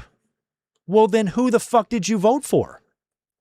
I can look on any conservative, racist, assholes, public or Twitter profile, your cat turds and just the worst of the worst human beings are, when you click on followers you know, that guy is usually one of them. Guy with Christian in his bio, following the most foul, vile fucking people and politicians on the planet. You see his name there. So he's a conservative. That's fine. And he would go on to say more about that, where he'd talk about not wanting to apologize for the way he was raised. I'm like, well, what if you were raised to be a murderer? Wouldn't you want to apologize for that and try to not be that way? So I don't know why you just have to automatically, stand by how you were raised. But he does. And that's fine. He can be however he wants. But he said he didn't vote for Trump. Well, then are we allowed to ask who he voted for? Are you telling me that this guy went in there and voted for Kamala? Probably not. So that means he is either lying or didn't vote or voted for some Republican candidate that had 0.1% chance. And I highly doubt he did that either. So I think he probably is he either didn't vote or he voted for Trump. And he's just lying. So, but again, who cares? Fucking whatever. That's not even an accusation that's really that big of a deal. He's claiming he didn't vote for Trump. I just want to know who he voted for then, because that's a pretty big deal. Like, what are your core beliefs? If you didn't vote for him, then what are your beliefs? What are the beliefs that would have kept you out of AEW? What are they? What are they? That's a very, very specific accusation that you are claiming there. So if you were turned away because of your political beliefs, what are they? And what happened? David Bixen span. People love and hate Bix all at the same time. I understand why. But he asked a very simple question. He replied, and I quote, "Turned away how? What exactly happened? Tell us. If you're going to accuse them of that, what happened that made you come to that conclusion?" It sounds to me this is what you believe or what you want to believe. It sounds to me like AEW had no interest in you at all and never did, and you are using your political beliefs as a reason why they don't want you, when your political beliefs probably have nothing to do with it whatsoever. I mean, you got Billy Gunn there. You know, Billy Gunn might have been the liaison, might have been the feeler there between Tony and Road Dogg, and Billy talked to Tony, "Do you have any interest in bringing Road Dogg in?" And Tony's like, "No." And then Billy tells him, and then Road Dogg's like, "It must be because of my beliefs." That's probably the entire process that happened here. And then Road Dogg puts this accusation out there. And you should take that very seriously. And I'm like, okay, if that's what happened, and that we all know it's bullshit, but if that's truly what happened, then AEW needs to answer for this. They need to be held accountable for this. We need to know exactly what happened, Road Dogg. So why don't you give us the details on why you were turned away for a job because of your political beliefs? There must have been a conversation. Did Tony Khan said, I think you vote for Trump. You look like someone who voted for Trump, so I don't want to have you here. Because if he said that to you, you got a lawsuit on your hands. So tell us the details. Just tell us the details. Tell us the details. IWC, man. Anytime some fucking pervert or Vince McMahon gets, accused by yet another woman of being a perverted fuck, proof? You don't want any proof for this? You're willing to accept this just because you're tribal? Just because you have actually taken the time, because girls aren't talking to you, you've taken the time to make Tony Khan clown pictures on your Twitter profile? Just because all of that, you're just willing to accept this tweet at face value? Wouldn't you like to know the details? I would. I know the details. It's a lie. And he's just making it up. Because if it wasn't a lie, we need to know what the fuck happened here. I'm an AEW fan, but I don't want to hear that shit if that was what happened. If Tony Khan is turning people away just based on his assumption of their political beliefs, that is not the way you run a wrestling company. And he needs to be straightened out and held accountable.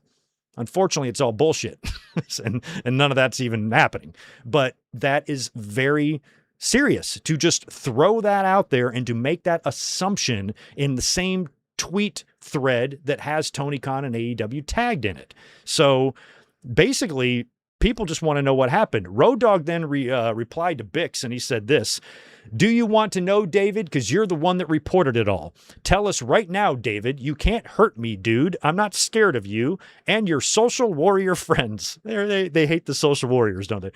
"I'm unemployed and living my life. Show the world why, David, and I'll live on my side." No. Road Dogg. It's not David Bixenspan's job to show the proof of the accusation that you are levying here. You're the one making this accusation. You show the proof. You're the one that must have it because you're the one that was turned away. Why would some other guy on Twitter have it? You have it. If this is if it happened the way you said it did, then you are the one that should be able to explain this. And so the way he's deflecting here is just because he's lying. So he just came off looking stupid as all hell here, and it was just sad. The whole thing was just sad because you can't say that shit. I was turned away because of my political beliefs. Oh, fuck. That's very serious. We got to figure this out. What happened? What happened so we can make sure that this shit doesn't happen again? Nothing happened. He just made it up. Pulled it right out of his ass. Just assumed that they don't want me. Not because SmackDown was the most boring goddamn show ever when I was running it, but because of my political beliefs. That makes sense. Motherfucker. The era of MAGA that we are living in right now. And that's the craziest part. Who do you vote for? Who'd you vote for then? That's what I want to know. I didn't vote for Trump. You didn't? What do you mean you didn't? Yes, you did. Yes, you did. Yes, you did. Maybe you didn't, but then that just means you didn't vote. I don't think there's any Kamala Harris bumper stickers on his F-150. Yeah. But anyway, that was fun. That whole thing was pretty entertaining. And that's when, when it comes to like Twitter dramas or beefs or whatever, I didn't want to talk much about the Dustin Rhodes one because it was just, but the Road Dogg one was funny. The whole thing was just funny. And the fact that he started it all, he just got all pissy about the ass boys and every team in the world is beneath them and the titles are beneath them and give them the company, sign the company over to them, Tony Khan. And Meltzer had to be like, dude, chill. And then all of a sudden I'm not hired because of my political beliefs. It was all this shit was self-inflicted. All this Twitter heat that Road Dogg got, he did it himself. Anyway, despite all of that, I still like Road Dogg. I do. I don't like the way they treated him on that WWE Unreal. I think they purposely made him the scapegoat. And I think they were unfair to him. They were unfair to him even with like the R-Truth stuff. And, I wish it was 30 years ago when, right and left could be a little bit more, together. But, even regardless of where you are in your political stances, I still like Road Dogg. I still am proud of him for, how he turned his life around. I mean, all the drugs and addiction and where he was in his life, to see guys like Road Dogg and Kurt Angle and Jake Roberts and guys like them in their position that were so affected by addiction to be able to turn their life around to where they become near executives and companies and stuff. He should be proud. He should be proud of what he did, the position that he attained and acquired and held in WWE for some time.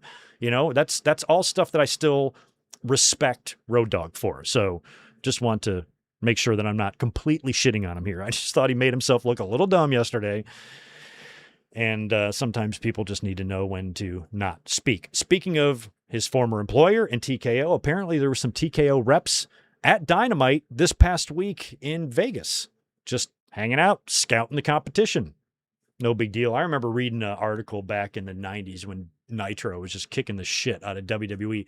I don't remember where it was. It wasn't in a WWE publication. It was like a TV Guide or something else where there was a story about Vince McMahon sitting down with USA Network executives and watching Nitro and watching what they do and what's working and trying to figure out what they have to do to stop getting the shit kicked out of them. I thought it was kind of interesting. Going live helped, that's for sure. Do I have any more of my Jersey Mike's left? Shout out to Jersey Mike's. Anyway, some other news. We have Ruby Soho apparently has been cleared. This is from Fightful Select. Ruby Soho could be back after a 2.5-year absence. We're told that she was actually at the AEW tapings in Cincinnati back in June, and that she was getting clearances from AEW Medical for her eventual return to the ring. And she has been Oh, I thought it said she was cleared. But anyway, we had heard some ideas had been floated around for Ruby over the past number of months, but have not learned of anything solid being enacted creatively. And other than that Cincinnati show, apparently she has not been a regular backstage. But her and Angelo are now married. They have a kid. She's been out of action for 2.5 years. Apparently she's cleared. Maybe we could see her back on television. That would be great. But it feels like the two of them kind of just moved on with their lives. You know, and that's going to happen a lot in wrestling. You're going to see some women's wrestlers who do get pregnant and start families who maybe don't want to go back. That might be the case, you know, with a lot of women in the future when this happens. Some might want to get back right away, like Naomi and Becky Lynch and others. You know, some might want to be a mom. It just kind of depends, and you're never really going to know. You know, Bianca Belair is the latest example of that. I think she'll be back, but she's dealing with so much else, you know, at the same time. So Ruby, if we see her back, great. If not, all the best to her and her new family. They seem to be deliriously happy, and that makes me happy. Oh, man, y'all catch Dark Side of the Ring this week? Holy shit. This one was on Missy Hyatt, and it was a pretty good episode. Missy, you know, I remember her as a kid. I went to school and middle school and high school and whatnot in North Carolina, and she was a big star in the Southeast. She was a regular a lot on WCW, and I know a lot of the kids at school, you know, went gaga for her. I was more of an Elizabeth man myself, but, you know, Missy certainly was a babe back in the day, but I was not as nearly obsessed with her as other wrestling fans were. I mean, she was pretty, she was hot, but not even that great to me. Like as a kid, I just wasn't as into her as my friends were. Missy Hyatt. Did you see how hot Missy Hyatt looked? I'm like, I saw how hot Elizabeth looked. That's all I knew. So I remember her as a kid being so over with the neighborhood kids and the kids at school and whatnot.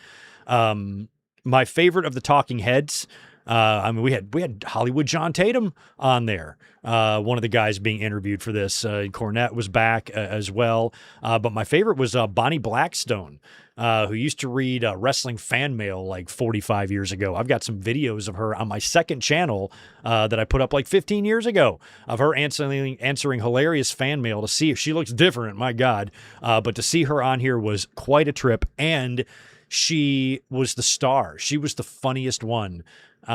Just the way she worded things. These are all the like little hillbilly people and stuff, and they were so funny. I got such a kick out of Bonnie and some of the stories that were told here. And Missy Hyatt does have a dark story, but Missy Hyatt also seems to be at a relatively good place in her life. In terms of her personally, I've never really cared for her. I know she's championed people like Alex Jones and whatnot before, so right off the bat, fuck her.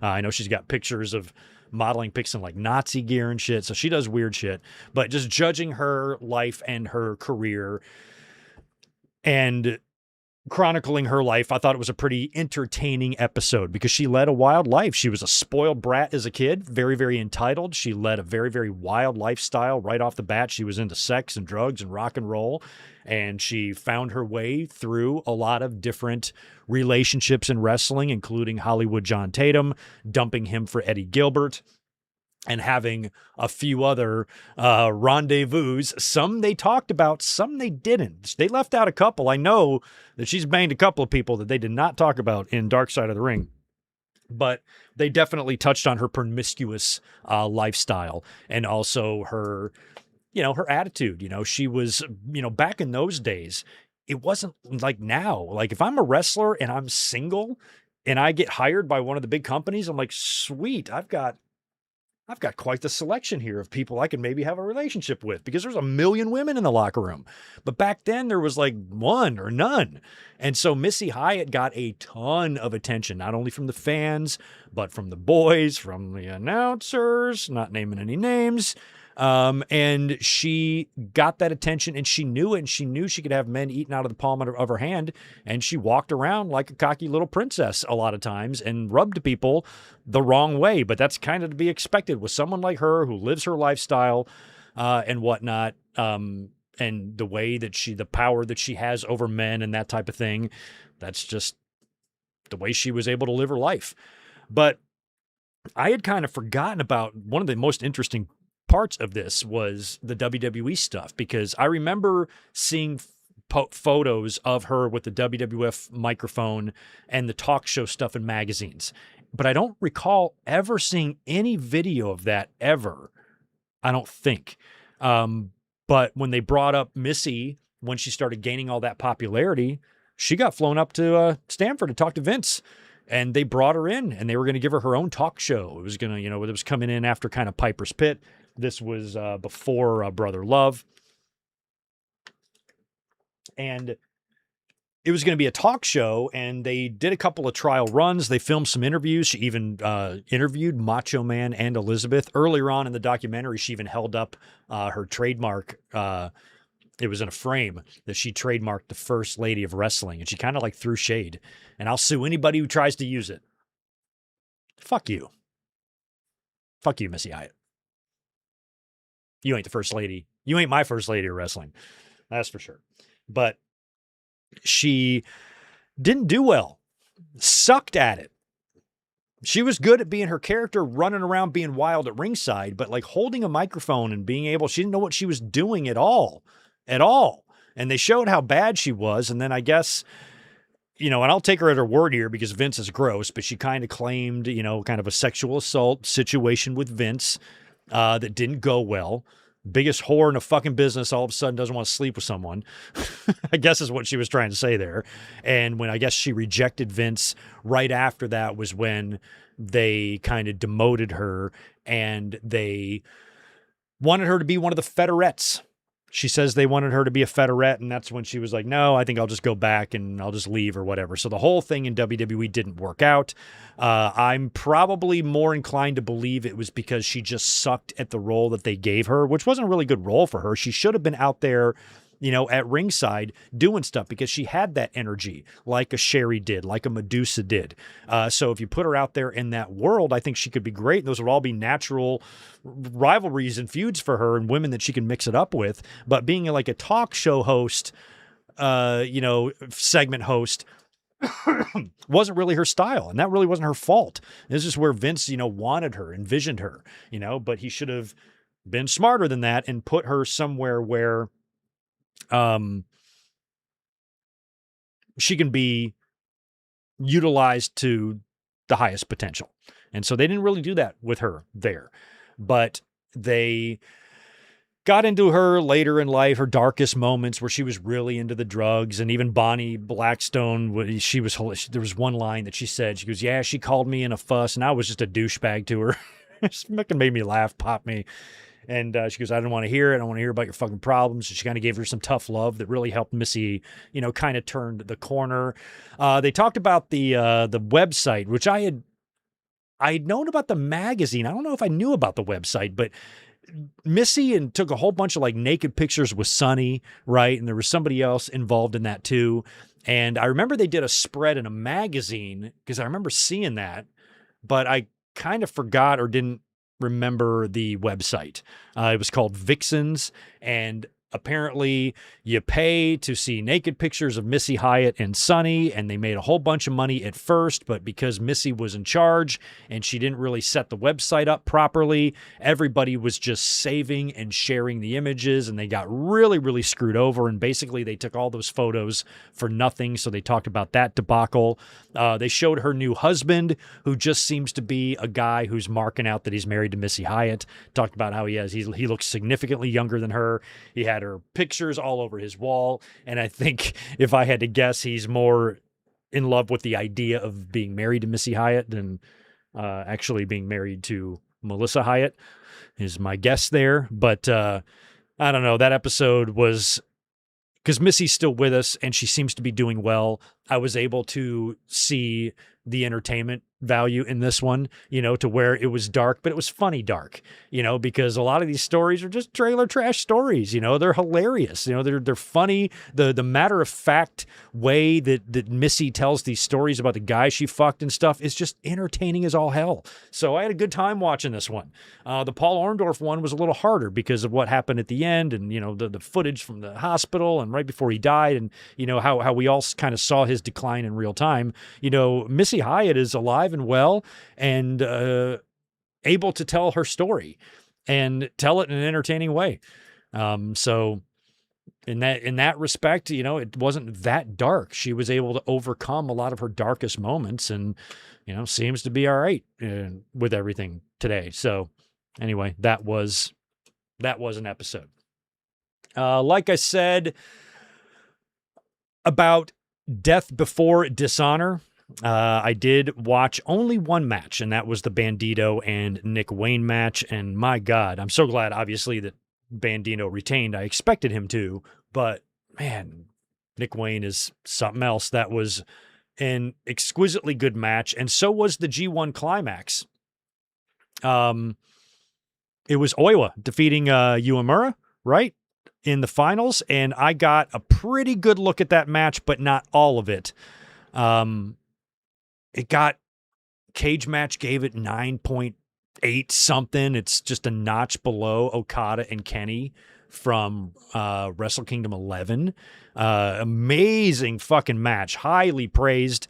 I'm glad that New Japan is seeing a resurgence here, and they seem to have really survived. I mean, the last 7 years has been rough because once the announcement of AEW came, we knew that New Japan was going to be the company affected the most by that and with the talent that's going to be leaving. And they've, really done a good job of weathering that storm to where, now they're kind of seeing a little bit of a resurgence here to where, I mean, hell, if Dragunov wanted to go to New Japan, sure. I just wouldn't get to see them much because I unsubscribed from New Japan World. I don't really follow them as much other than when a Climax comes around or Wrestle Kingdom or something like that. That's I kind of eyeball them at a distance now at best. So I'm happy to see that, they had a fucking phenomenal final here, and good things are happening over there. So that was not between that and the Bandito and Nick Wayne match. We really do have excellent things happening outside of the big two. Great G1, Ring of Honor still putting on quality shows, off to the side. TNA is on cable TV now. And think about how crazy shit is in Mexico right now with CMLL and AAA, respectively. So wrestling's okay right now. It's all right. Big two could maybe arguably be doing better, but everything surrounding them is fantastic. All right, let's talk a little bit real quick about this past Wednesday's AEW Dynamite. A lot of stuff here between Kenny Omega and Will Ospreay. It was basically a beginning, a middle, and an end. I liked all of that. First thing we got was a 6-man with Will Ospreay and United Empire. Francisco, Akira, and Hanare. They defeated Brian Cage, Rocky Romero, and Lance Archer. Just a little way to showcase Will Ospreay there. Nothing much. But then later on, they would do a sit-down interview with Renee Paquette. And this was really good. Like last week, I did not like whatever the hell Kenny Omega was doing, whatever sort of character he was trying to play. You are not the man I wanted, Wembley, or whatever the fuck that was. This was much better. I really liked the sit-down here because Kenny was being a douche. He's really healing on Will Ospreay here, and this is what Tony Khan wants.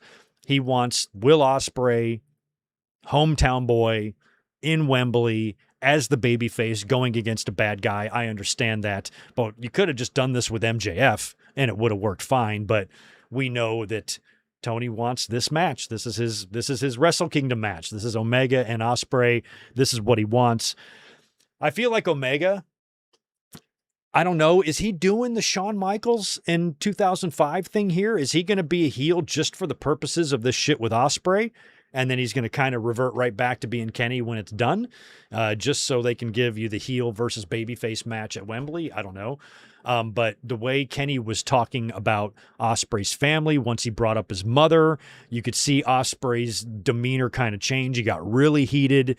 And then when they stood up, and Kenny kind of walked away and mentioned something about his son, they nearly came to blows there. So that was all really good. I thought it did a good job of, illustrating their issue and their history, both guys' history with callous families and factions and needing those factions to become world champion. And Kenny, basically insisting that Ospreay isn't ready and he's not going to get it done in Wembley, and really healing it up on him. And then we fast forward to the main event, and it's Kenny and the Young Bucks.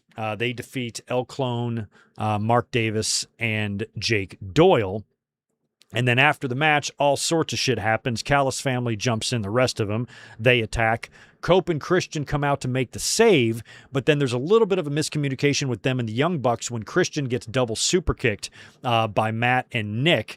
And all the guys brawl then to the backstage area, leaving Kenny and Ospreay in the ring.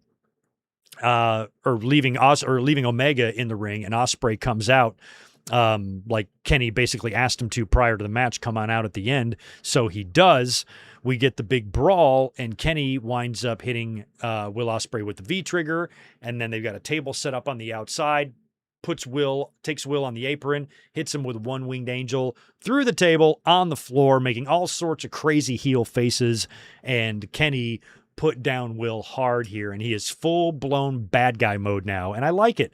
This is it's kind of cool to see Kenny as a heel without Don Callis in AEW, and we'll just see if it tends to be temporary until after All In. But the more Kenny leans into being a heel, the more likely I think it is that Ospreay does win the title, because up until recently, we've been thinking that maybe Kenny will retain, just like we've been thinking that maybe Willow will over Mercedes, and this is not as a done deal as fans think. So I liked everything that we saw out of Kenny Omega and Will Ospreay on Wednesday. Also, we had what did we have? Good Kyle Fletcher and Takeshita brawl. Enjoyed that. Really looking forward to the triple threat at All In. Maya World retained her TBS title in a four-way. She defeated Persephone, Hikaru Shida, and Chris Statlander. She reversed Wednesday Night Fever on Stat into a pinning combination for the win. Statlander looked pretty pissed there. So we will see if, there's a heel turn coming in the future. I was so bummed out that we got Jon Moxley and Jay White. I mean, on paper, that's a great match. I'm happy we got it on Wednesday, but this is the match I was expecting to be the final, and I was holding out hope that Jay White would win the championship. So I was hoping that this would be the final and Jay White would win. But now it's not the final. It's not even the main event of the show. And so it's almost a guarantee that Moxley's going to win this one and advance because he's the champion. So Jay White would have to win the title here, doing it in the middle of the show with a commercial break. I don't know. Just didn't feel like it's what we would see. So they had the match. Moxley chokes out Jay White for the win and advances in the Continental Cup. And I believe it's Eddie Kingston, right? Eddie Kingston, I think, is out. He was in that, right? I believe it was Eddie that was in the tournament, but he suffered, I guess, an injury and isn't going to be able to compete any further. And I forgot who was going to be replacing him in this because we don't have brackets. It's just a blind drawing. So I don't really know who's going to be facing on any given night, but Moxley here defeating Jay White was a bummer because I was hoping that Jay White would win the whole damn thing. Now, a bunch of stuff happened after this as well. After Mox wins, the Dogs come out and attack Jay White. Then Kyle O'Reilly and Orange Cassidy come out to try to help out, but they get taken out by Gabe Kidd. So we've got the Dogs running out there, then Kyle, then Orange Cassidy, then Gabe Kidd, then Roderick Strong. All the baby faces get taken out. That brings out Hangman Page and Brodito. They said that they are not going to be missing Wembley, and they intend on being there on the show. Then the Demand come out to the ramp, and Hangman basically says all is welcome at Wembley. So it's still feeling like it's going to be Hangman, Brodito, the Demand, and Swerve and New Day. That's what I'm hoping it's going to be. It's feeling more and more likely that that's what it's going to be, and I think you should do that. I think that would really help maybe boost a few extra tickets. They're over 40,000 now for All In. Who knows how many they'll have by showtime? Probably not 50, but they might. I doubt it, but you never know. We'll see. Either way, having New Day debut, I think, at All In or having Swerve say, hey, I'm showing up and I've got friends. That's all you need to say. And you don't even have to really say it. Fans are going to know it. Andrade got into it a little bit with MJF via satellite, of course. Andrade beat Jonathan Cruz. And then after the match, he calls out MJF, but MJF is not there. He shows up on the video wall from his home in his pool. Very memeable appearance there by MJF. They had some technical difficulties getting into that, but it was still pretty funny. And they're acting like, I kind of wish there was Andrade and MJF just one-on-one at All In, because they're the number one and number two entrants in the Casino Gauntlet, and they're not going to even get a fair amount of time in the ring together. So I'm hoping that the Casino Gauntlet leads to a one-on-one at the next one, maybe at All Out or something like that, because the way this match is being built, you'd think it's one-on-one. I like the Mercedes and Willow interview. This was good because it started out split screen backstage, but they were both in the building, and then it turned into a brawl. It's kind of like when Rollins touched on Matt Riddle's kids. He's like, where you at? And they went looking for him. But this has happened before. It's fun. And Willow and Mercedes had a really fun brawl into the crowd there. And predictions are coming. We got another week or so before we do those. But still not all in on Mercedes yet. We will see. Also, by the way, Collision is probably starting right now, but we have a few more things to talk about as it relates to Dynamite, and then I want to answer the super chats and talk to y'all in the chat and whatnot, so thank you for hanging with me. I'm sorry for spilling over into Collision. It would be nice if AEW moved Collision to a different night to fit in with my podcast better. Would be a big help. Anyway, after that, we had another Continental Cup match. Nigel McGuinness defeating Hechicero. Nigel McGuinness, who's 50, gets injured in the match, but it felt like a work. Something's going on there.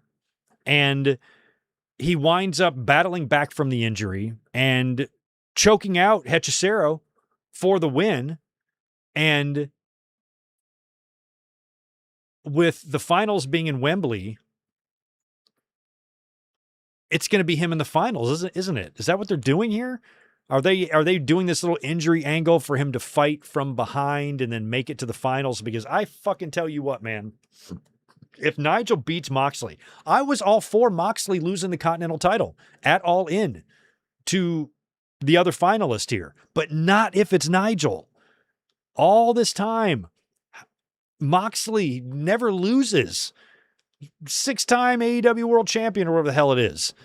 You know, one of the biggest foundations of the entire company, holding that Continental title now for months. He's going to drop it to 50-year-old announcer? No, don't do that, man. What I'm hoping they're doing with the Nigel injury is, because I mean, it's in Wembley. And I worry because of what we've seen in the past with Saraya just coming out there and winning the title, that Tony wants to do this for him, which is nice, but no, man, Nigel better not beat Jon Moxley for that championship. And now I find myself in a position where I just want Moxley to retain, and that sucks.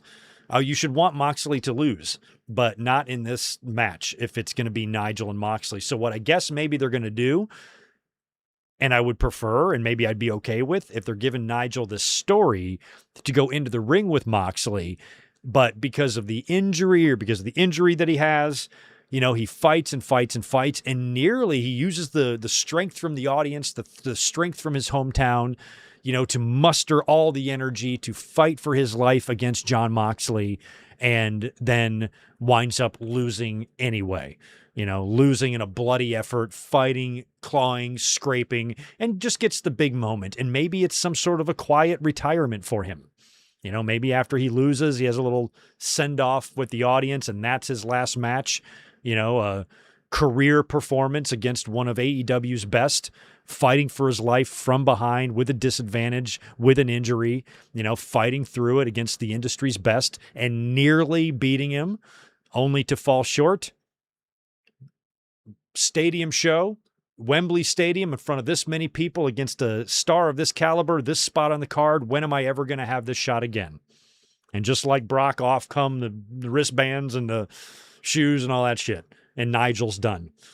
And he gets a wonderful send-off from the crowd. Motherfuckers crying and shit. That would be great if they did that. But that's about the only thing I'd accept in a situation like this, or just a loss. Nigel cannot come away with that Continental Cup. He can't. Tony, are you listening? Of course you are. Don't do that. Don't do that. Next on Dynamite, Darby Allin got Jeff Hardy'd by the pyro. Kevin Knight came out to the ring and called out Darby.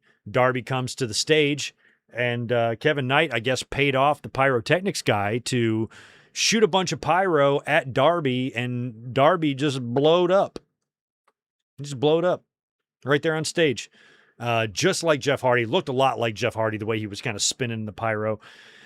So it was a little bit silly. And Knight then attacks him and starts kicking his ass. He's like extra crispy. He's fucking medium rare.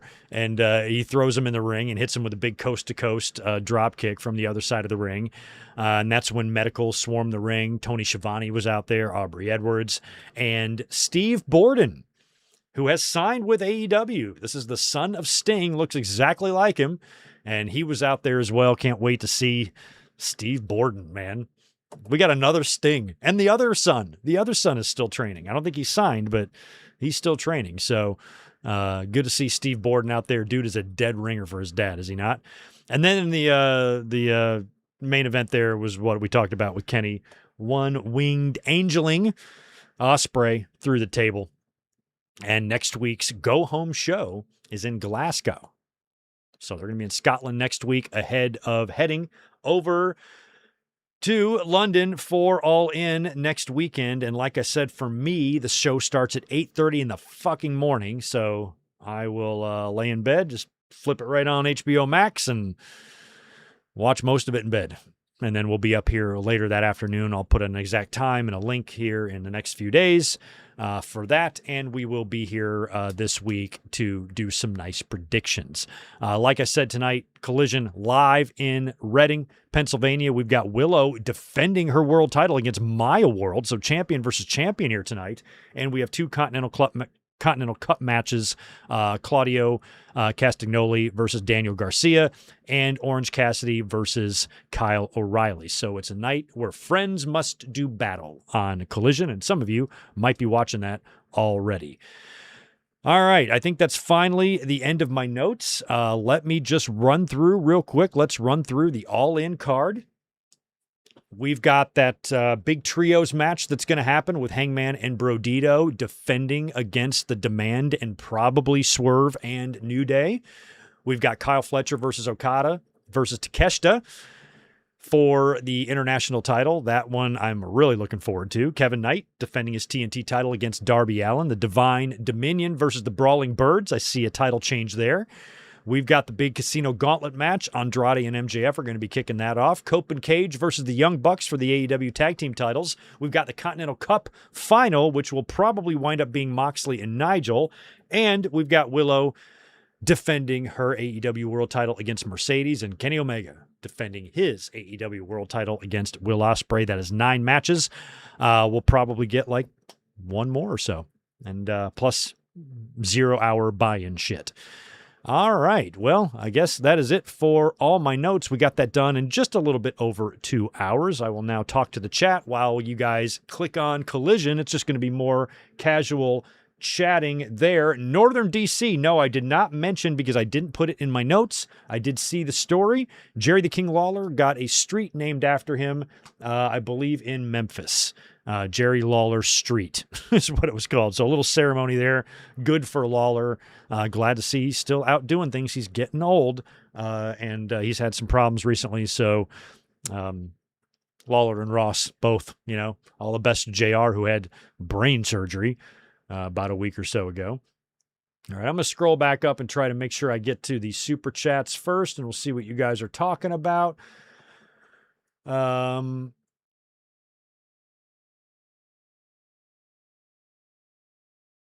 Where's the last one? All right. Thank you, Rarely Even, for 10 more. Apparently, the reason Ilja was released, well, they didn't release him, is that WWE sees him as a great worker, but not marketable. Yeah, those are the stories going around. But but they have really given him opportunity to be marketable or charismatic. Well, yeah, they never do. They just, we don't see him as these ways. We'll give him a chance. A lot of the most over people in history have gotten over completely by accident. And what else do you really need in Ilja Dragunov? Like you look at guys like Chris Benoit. I know it's a bad example because he's a murdering psychopath, but they gave him the title at WrestleMania 20, the 20th WrestleMania in Madison Square Garden. They gave the world title to one of the least charismatic stars that WWE's ever had on top. So sometimes just being an ass-kicking fucking worker is all you need to be. And Dragunov, too, he can talk and do shit. He's got a voice and whatnot, so they're fools. But no, they didn't release him. He just opted not to resign because I don't think he probably didn't like the money they were offering him, and they haven't used him. So he probably sees a lot more greener pastures elsewhere, especially at the age that he is. He's 32 years old, man. And oh,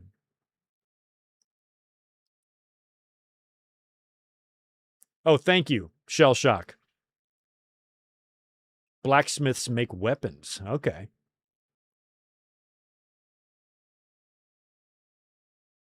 Big funds. Yeah, I guess Paul Heyman would have to be the director. There's got to be there's got to be a fancier name, though, if there's going to be a Four Horsemen rebirth in WWE with Cody. Heyman's role he's got to be something silly. Something really silly.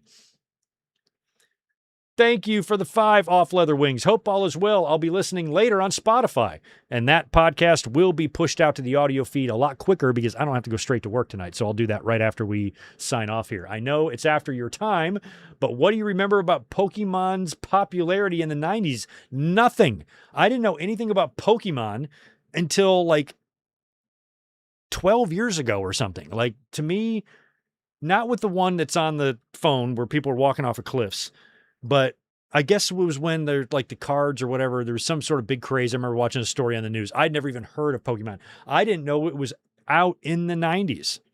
I didn't even know. I thought it was a thing that's recent. That's how out of touch I am. I remember nothing about Pokemon. I had a coworker who was really excited about a Pokemon card. He got graded and he got a good number on it and he was super stoked and he showed me. I'm like, oh yeah, but I don't know. He's like, look, it's a what the fuck-a-chew, from this or whatever. I'm like, yeah, good. I don't know anything about Pokemon. I'm Pokemon illiterate. And proud.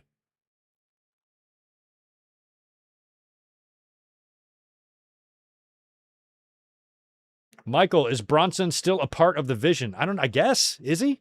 What happened? Did he get kicked out? I think he just got hurt. I think he's still there. But hell, I don't know. But he would be an excellent way to get out of that Braun Breaker and Obafemi match by having him attack or interfere. Thank you for the 10, Ryan Adams. Loved Greg Hamilton helping the ref break up Punk Kevin Owens before the introductions. They might give Money in the Bank to either Roxanne for a cash-in at Survivor Series or Blake to give her the cash-in on Chelsea. Blake would make sense. That would make sense because that's a ruling that Aldis could make. Because one of the things I said earlier was that Aldis isn't just going to stand back and allow Blake to be this way and say, oh, okay, you only want to wrestle in title matches? No problem. You can have a title match. No, he's going to make her earn it in some way. So maybe the best he's going to be able to do is have her go and put her in the Money in the Bank. But even in the Money in the Bank, you still have to qualify. So she's at least going to have maybe 2 matches, one to qualify and then the Money in the Bank match itself to win the briefcase and then cash in. So she's going to have to wrestle before getting a title match. It seems impossible for her not to. Otherwise, how is Aldis going to explain himself?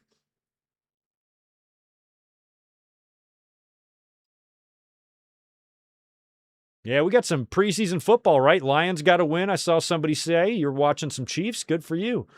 I'm ready. It's just been so hot this summer here and at work. It's just been brutal because I'm outside a lot. And the heat, for my condition that I have too, the heat kind of zaps me. And it's been really brutal. And I am so ready for like football and cold, crisp air coming through the window. I want to light a scented candle. I want to wear some pajama pants around the house. I don't want to be hot. I'm sick of being hot.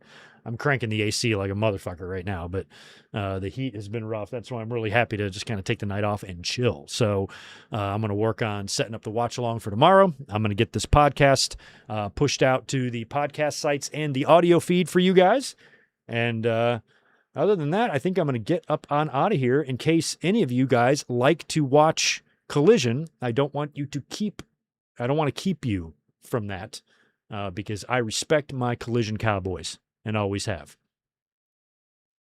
I got to get a look. Thank you for bringing that up. I got to get a look at Natty and what she's doing in NXT. Got a little stable going there. I don't watch any of NXT hardly at all, so I should check her out because we're big Natty fans here on this channel. Naturally. Got the last name Hart. I'm going to have your back unless you're Teddy.